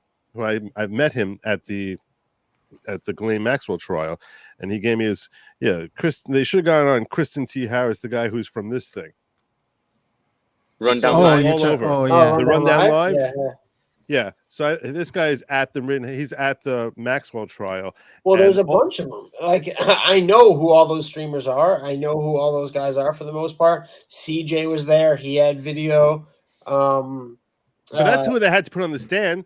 Not somebody who saw the Rundown Live video on. Any idiot saw how do we know that the Rundown video wasn't doctored? This way the guy says, yeah, that's actual video footage of what I shot. It's not been altered. It fairly and accurately depicts what transpired, that what I've witnessed that night. That's foundation. Him, CJ, Reg, all these guys who are streamers that go around the country. I've been clipping their videos and doing their stuff since I've been honestly with Antifa for a year and a half, 2 years, and they they didn't bring in BG on the scene, Brandon, and they pretty much they're doing an evidentiary hearing, and the cops are saying, what was the source? And he goes, oh, I screen capped it from YouTube. It's just like it's a joke. It's a joke. Well, here's the thing though, is the idea behind that was, man, they were going to have to pull in a lot of witnesses, and I think it was easier for both sides just to stick to everything. I think the defense. And I'm not saying that's let them right. bring it all in. Let them bring in all the video they want because the video proves that our client's innocent. Maybe that was it. So Joe, so you're pretty familiar with civil subpoenas and depositions and stuff. Yeah. Here's my question. So, how easy is it to depose a non-party, just a witness? You have to basically. It varies from one state to another. So, in New York, for example, as we're all deemed officers of the court, and we can issue subpoenas ourselves, and I can issue anybody, certainly locally. When I say locally, I mean in the state, and if they're too far away, I have to provide the expense of their travel. But I can depose anyone for a civil action in New York. They don't have to be a party. See, in Wisconsin, I believe you need. And that's why I said it varies from one state to another. Yeah. In Wisconsin, it could be different, and So also you might need to go through the clerk of the court. In some states, Right. only the clerk of the court can issue a subpoena. Yeah, and in Wisconsin, so I take the subpoenas in from the attorney I'm working for, and I put a stack down, and they just stamp them. Boom, boom, boom. They don't read them, nothing. Right. So this is an interesting thing that a lot of people aren't thinking of. Is right now so you have Anthony Huber's estate, and you have Gage Grosskreutz, who is suing the city and the county. There's a lot of stuff left. This thing is not over. Well, the best part is you notice how nobody's actually suing Kyle because they know any lawyer is going to advise him as soon as they do. Since he's the victim of record, he's going to countersue. So that's the best part. People are like, "Oh, they're going to sue Kyle in a civil case." Like, if they do, he can sue them right back. As far as the law is concerned, as far as the record's concerned, he's the victim. They were the assailant. He should be suing Anthony Huber's estate. He could probably get 50% of that piece of shit skateboard. Well, they gotta find it first. Yeah, exactly. I mean, what are his damages? Maybe Huber for hitting him with the skateboard, but like, if you're trying to assess his damages, you get into a bar fight, someone punched you in the face, you could sue him. But if you don't have any lasting damages, you're not going to make any money off it. What are you going to get? $50? Well, Gage Grosskreutz could try to sue him, but I would sue the shit out of him right back. I'd counter. But what was his damage from Gage? What was his damage? What did he suffer from as a result of Gage pulling the gun on him? PTSD. I mean, if you're suing, if you're suing, you can counter sue as to fight off the suit. Yeah, you can, but I'm saying you got emotional distress. That would not inhibit Gage Grosskreutz, personal injury attorney. No, if Gage Grosskreutz didn't attack Kyle Rittenhouse, he wouldn't have had to defend himself for the attempted murder of Gage Grosskreutz. I'm surprised. That charge was a direct result of Gage's actions. The reason to not sue Kyle really is because you would assume that he's got a thin pocket and that you don't want to get. But in his unique circumstance, because of all the money that's been raised for him, I would reassess that and say, you know what? All his money's been donated to him. Maybe I can attach that, and if I get a verdict against him, I'll try and get the money that he's collected, and I'll try. But those are the damages, though. I didn't realize it until after you first asked. But if he were to countersue Gage Grosskreutz, because Gage Grosskreutz attacked him, he was forced to pay for a third of his defense was dedicated to defending against Gage Grosskreitz's actions that precipitated his that. I don't think that would hold. The lawyer's fees would be giant compared to what you could collect from. Well, Kyle's still asking civil litigation. Everything from earlier on, from before the trial was over with the media, is notoriously difficult. You're a murder suspect. You're on trial for murder, so they can pretty much say whatever they want and say, "Oh, we didn't know he was on trial." Once the trial is over and there's a finding of fact about these various details, and then somebody still goes on the media when it's obvious malice at that point. And don't get me wrong, Times v. Sullivan needs to be seriously rethought because the libel situation is unacceptable. But at that point, Joe, am I right that once there's a finding of fact by the court, for the media to continue to perpetuate lies after they know that that's no longer true? I mean, I feel like it's much easier to demonstrate malice at that point. I concur. I actually asked Ron Coleman this, and Ron Coleman is not an attorney to be taken lightly when it comes to defamation lawsuits. He represents O'Keefe and Project Veritas and their defamation lawsuits against New York Times, and so everybody. He's pretty much as top rung of the ladder as you can get for defamation lawsuits. And what he said is there's a concept that when you have a reputation that's been so sullied, so a little more mud, it's very hard to distinguish the damage that flows from that. It's almost, if you think about it, it's like if you have a dress that's been drenched in mud and then someone else comes, it could be a $10,000 dress that gets drenched in mud and then someone else comes and flings mud on it. It's like, do you really even notice it? That's what his reputation is. No, there would be no damage. Yeah, they would be impossible to demonstrate that. It would only be punitive. That's the only thing you could sue for. Which is and then you're really banking on a prayer from the court that they're going to decide to punish them. That's not something that people see. Okay, so I'll point out to you that attorneys are risk averse, and our time is our only commodity.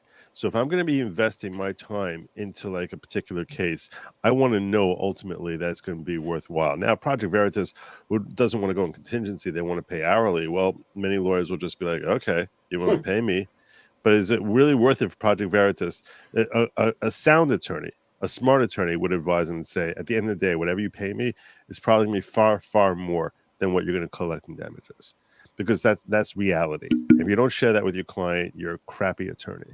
So, and when you're situated like Kyle, you got to prioritize, because there's a laundry list of people he can sue or go after. He's just got to prioritize really what his time. It's his time, his attorney's time.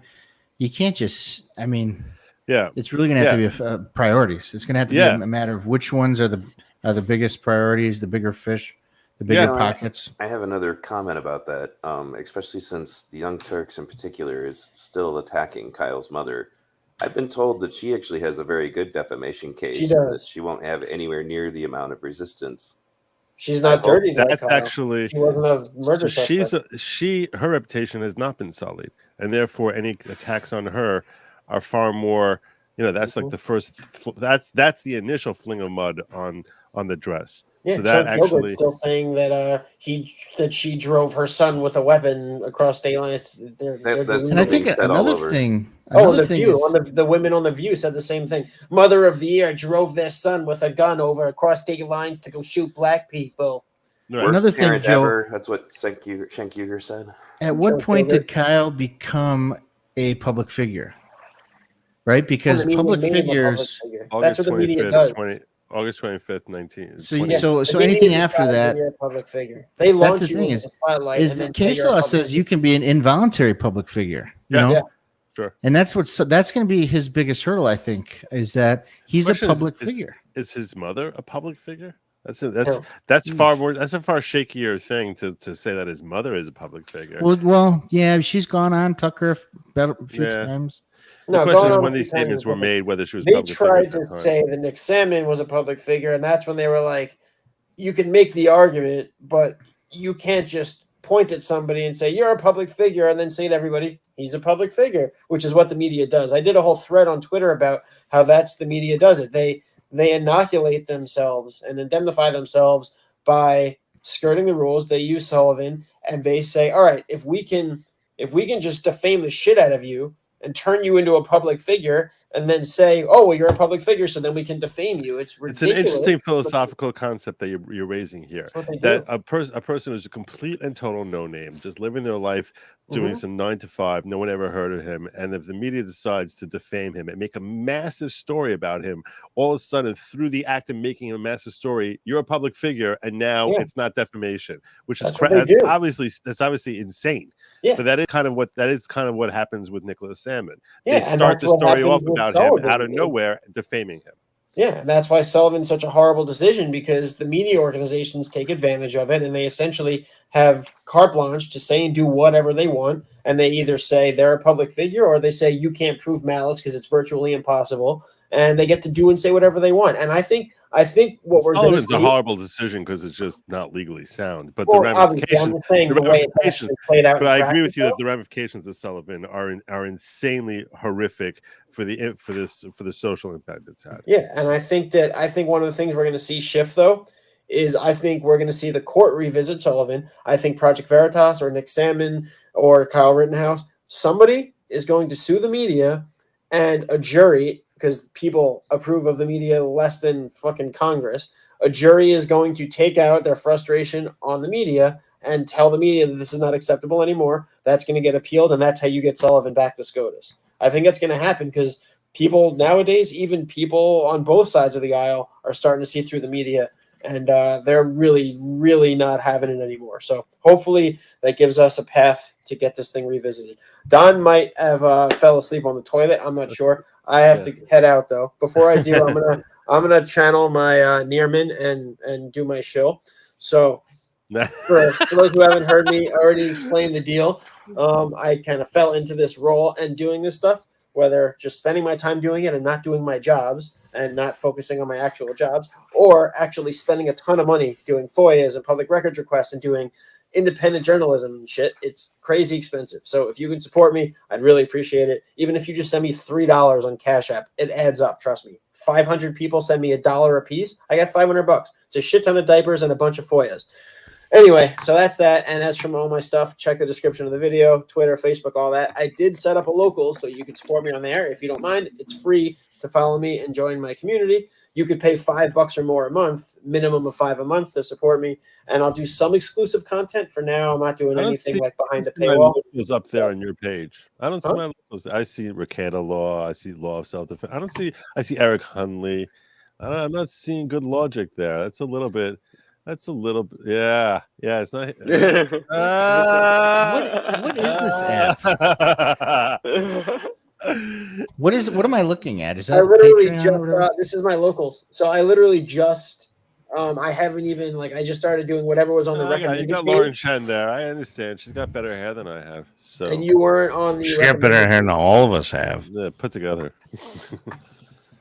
When she was roving millennial, before she became Lauren Chen, I had a little secret crush on her. All right. So I he's awake. I hate to be the giant I was just heading out. asshole. Thanks for He had holding. to, he had to airdrop into the toilet. All right, I did. Don, My, thanks for hosting the stream. I appreciate it. I'm heading out, and we'll catch up tomorrow. Thank you to everybody else. Darth, brother, I'm so happy to have had you. I'm sorry that thanks for I was a hosting. complete asshole for a minute there. My headgear blew up on me, and I spent this entire time trying to make it work. Oh, well, it's working.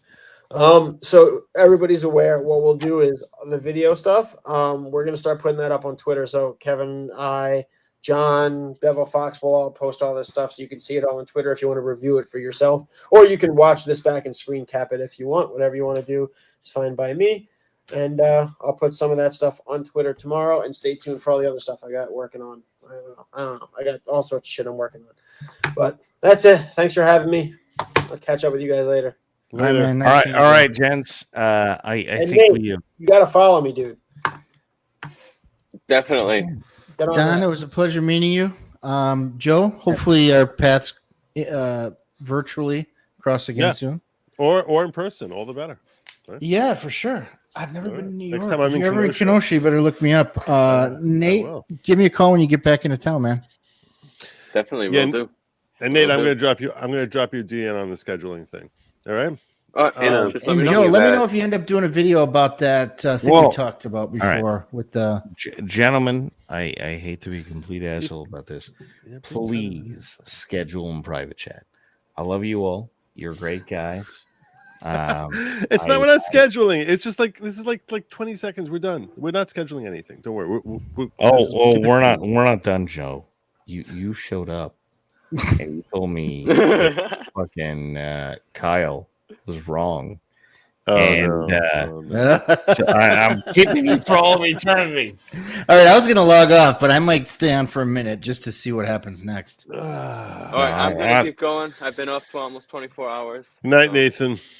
Nathan, it was good to have you, brother. Thank you for coming down. Have a good night. You're welcome. All right, we gotta do this. We gotta do this like in 10 minutes or less because I do need to get some sleep soon. Okay. All right. Oh, okay. So who's here for the Kyle Chad thing? Joe's wrong. Thanks. It's been great having you. There you go. I'm kidding. I would love to have this argument. We should discussion. It's not an argument. It's a discussion.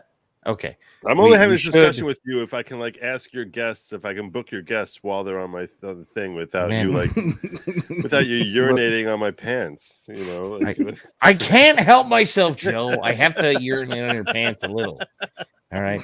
I can't have you on the stream unless I can urinate on your pants. All right. You know the rules. I sent you the NDA. I mean, what are we all gonna do?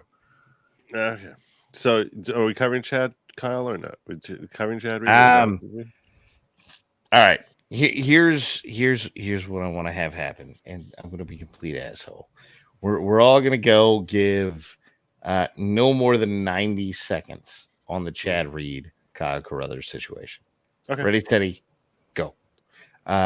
Joe, I think you are the counterpoint. I think, therefore, you should open and both close.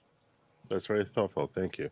So my point on Chad Reed and Kyle Carruth is, as I stated earlier, I believe that in Second Amendment rights, every one of us should have a gun, and I think that we should have the ability to defend ourselves. And the point of defending ourselves is that if you have a gun trained on someone, and it's steady, it's aimed at the guy. You have the time to train it, and you have it locked on him.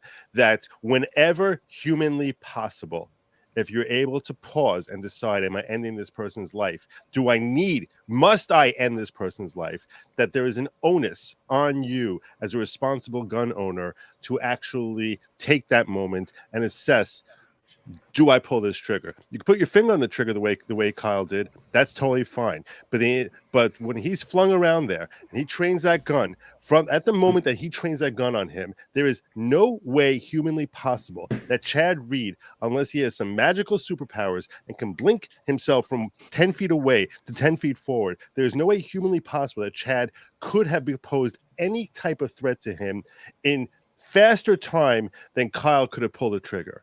And instead of pulling that trigger, all you have to do is say, drop to your knees now or I'm firing. And then if he doesn't drop to his knees, then sure, he's posing himself as a dangerous threat. At the moment, but he didn't do that. And at the moment that he pulled that trigger, because he had the opportunity to do that and indeed an obligation to do that, because the window of opportunity, for the window of time for when he was in a zone of danger passed. And I understand it's half a second and it passed, but it still passed. And Chad Reed did not have to die. It's not him or me the way we had with Kyle Rittenhouse. Kyle Rittenhouse didn't have that opportunity because the guy's lunging at him. And even if he was 12 feet away and lunging at him, that he doesn't have that opportunity. Kyle Carruth did have that opportunity. And all he had to do was say, drop to your knees or I'm shooting. And if he does that, and then the guy doesn't drop to his knees, okay, fine. But he did not have to pull the trigger when he pulled it. And because he pulled that trigger, I don't think it's self-defense. He's not in the zone of danger of imminent threat. And ergo, the guy is committing murder, not self-defense or preserving his own life. I'm going to submit a quick amicus. Just a quick amicus. Hold on just a minute. I'm going to do a quick amicus brief. I don't want anybody to sit here and argue with Joe. Make your point. No one's all arguing. Come back tomorrow. No, I agree with Joe. We'll argue this until we're all fucking blue in the face. So here's the thing. Wisconsin passed Castle Doctrine I want to say like 6 years ago. And people were, excited and this and that. And I told one of my Second Amendment friends, that doesn't change what I do if someone comes into my house, right? What do you mean? I said, if somebody breaks into my house, I don't care if the law says I don't have the right to shoot them. If it's my family or this guy, I'm pulling the trigger, right? I don't care if I have to go to prison. That's better than my kids getting raped or killed, right? There's a moral and legal difference. Right. So just because Castle Doctrine passed, now let's say there's a guy that's coming in my house, but I see that he's mentally ill and tweaking, and I know that I can shoot him and get away with it. I'm not going to do it because I don't have to, and frankly, I don't want to live with that. So the law a lot of times allows you to do something, but that doesn't mean you should do it. And juries, in this case, I don't think they're really going to pay too much attention to what the law says. Even if the law is on Kyle's side, I think he gets convicted either way. Because just like what Joe said earlier with reasonable doubt, juries kind of ignore that. Like they ignore jury instructions. What they're going to be deciding is, was it reasonable or not from their own mental compass. They're very unlikely to use the jury instructions and say, well, I think it was terrible that he shot this guy, but the law says he can. I think you're going to get a conviction out of the guy. And I think it was a bad shoot because he did not need to do it. It was not necessary. Kevin, that's my thoughts. This is going to feel like a dick move because I just said we don't want to have the argument. Do you live in Texas? No. Okay. I'm going to leave that question where it is. And we will all come back and argue this tomorrow. Sound I good? just I just want to point out, I think he will never be convicted because it's Texas. That does not mean it's legal under Texas law. No, But that's totally fair. Look, the question is not whether or not he'll get convicted in Texas, because I don't think anyone thinks he'll get convicted in Texas. I think he's going to get convicted. I disagree. I mean, we'll have to see. It'll be interesting. Joe, maybe we should go down to Texas together and cover that trial. Kevin, no brother, scheduling with me, Kenosha County I. Pleasure to meet Kevin- you, Joe. Kevin, we Don, gotta nice to have meet you you. back tomorrow because you think he'll get convicted in Texas, and honestly, you're the only person I've met that thinks he'll get convicted. I'm in a Texas. conservative, Second Amendment, God fearing, freedom loving dude, and I'd probably check the yes box for conviction. No, Okay. I love you to death, brother. You've been great. I'm not here to tell you you're a bad guy or any of that other shit. You are the only person I know that is like, no. Hey, he's gonna get Jesse convicted. wants you to let him back in for a second. He wants to say something. Holy shit! I gotta go, but Jesse, brother, have at it. I'm yelling at the screen. I'm like, no, you're wrong. Let me back in. You're wrong. Just to let everybody know. So number one, I have like 20 people I've spoken to in Lubbock that said, like as Joe said, there's not a single person that lives there that would convict Kevin. So I've talked to people who live in Lubbock, and they're like, yeah, I don't know one person who would convict. Maybe members of Reed's family is pretty much the only people that would convict on this. And the reason why is what I've been saying is I stopped even arguing about the law. My whole position at this point, my take is I don't care whether technically he represented a threat or not. My philosophy, from a philosophical perspective, is if you're sitting at your house minding your own business, somebody trespasses, you tell them to leave, they don't leave, then you say leave again, and they say, what the fuck are you going to do about it? Which is exactly what Reed said. What the fuck are you going to do? Then you get a gun, you don't point it at them and threaten them, and you just say, I have it just in case because I know you're a violent person. Okay, leave now. Then the guy runs up and assaults you. Then the guy grabs your gun, says he's going to take it and kill you with it, then throws you off your porch. And he does all of those things. And it started with you minding your own business, sitting at your house. I don't care if 10 minutes goes by. Blow the motherfucker away. That's my philosophy. Law. Look, man. Look, brother, you're totally right in my opinion.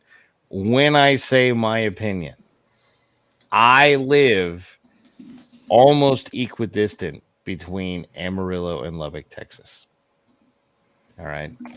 And I'm not, old hat here. I haven't lived here for 25 years. I haven't lived here my whole life.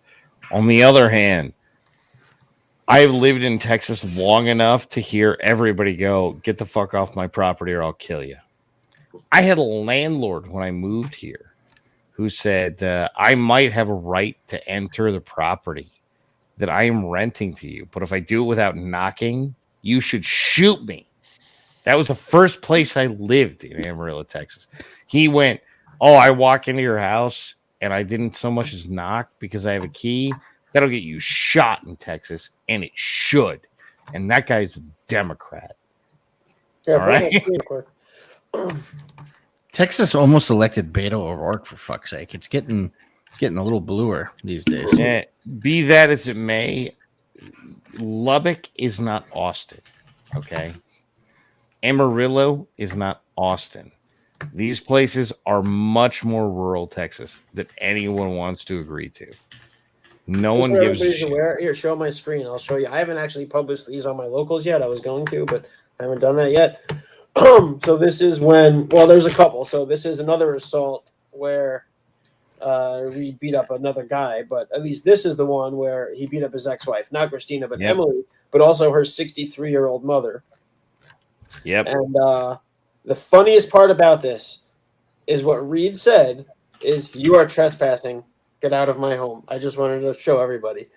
Yeah. Reed, the guy who died when he was trespassing, beat up a 63-year-old woman and yelled at her, you're trespassing. Get off my property. That's just, yep. I think that's poetic, and wanted to highlight that. That look. But you know what the crazy thing is? And Don met one of these people today on Twitter. There's this subset of people that have come up with the most insane legal theory that being an hour late to like drop off your kid to your ex is Oh, a look. felony, and then your boyfriend instantly becomes a felon because you did it. They're crazy people. All right. He had to deal with those Here's people the today, shtick, and I All right, hate guys. to You guys have a good inform night. you. I gotta go. I gotta take I my gotta legs go, and try so I to just finish. wanna come back on I also Joe. have to fly because I have an interview like at 8 and 9 in the morning. Yeah, I got to so- be in Boston for work in 4 hours. I just wanted to come back on to troll Joe. I was just Have a good night, everybody. Don't worry. Thank All right, you. gents. So, when are you having me on again? Should we schedule right now? Yeah, let's just we schedule should our totally schedule on air. Totally Joe, on let's air. just Yeah, schedule. let's do Let's that. just I wanna do schedule a show all with of you. All right. 2022 since we're here. Yeah, All right. What is your late November Done. 2022 look Bye, like? everybody. We'll talk soon. Good night, gentlemen. Later, I'm Don. going I to be as appreciate it, brother. clear Next and as time we'll do it again. ruthless as I can about this as possible. Family court does not work the way you think it does. Ever. In any circumstance, anywhere in the country. It's not like that. It's not right, wrong, or otherwise. It's been the rules ruthlessly forever. And with that, V, you got anything you want to say on the way out? Because you're my last boy here. Family court sucks, and thanks for listening, guys. I didn't get really to talk as much this time, but check out my channel. I would give you my website, but it looks like it was literally taken down like 3 hours ago for some reason. So, but you can check out my YouTube channel, and I also do podcasts. I'm on Rumble, BitChute. I got a Discord, Telegram, etc. Thank you very much. Have a good night, ladies and gentlemen. We will see you all next time.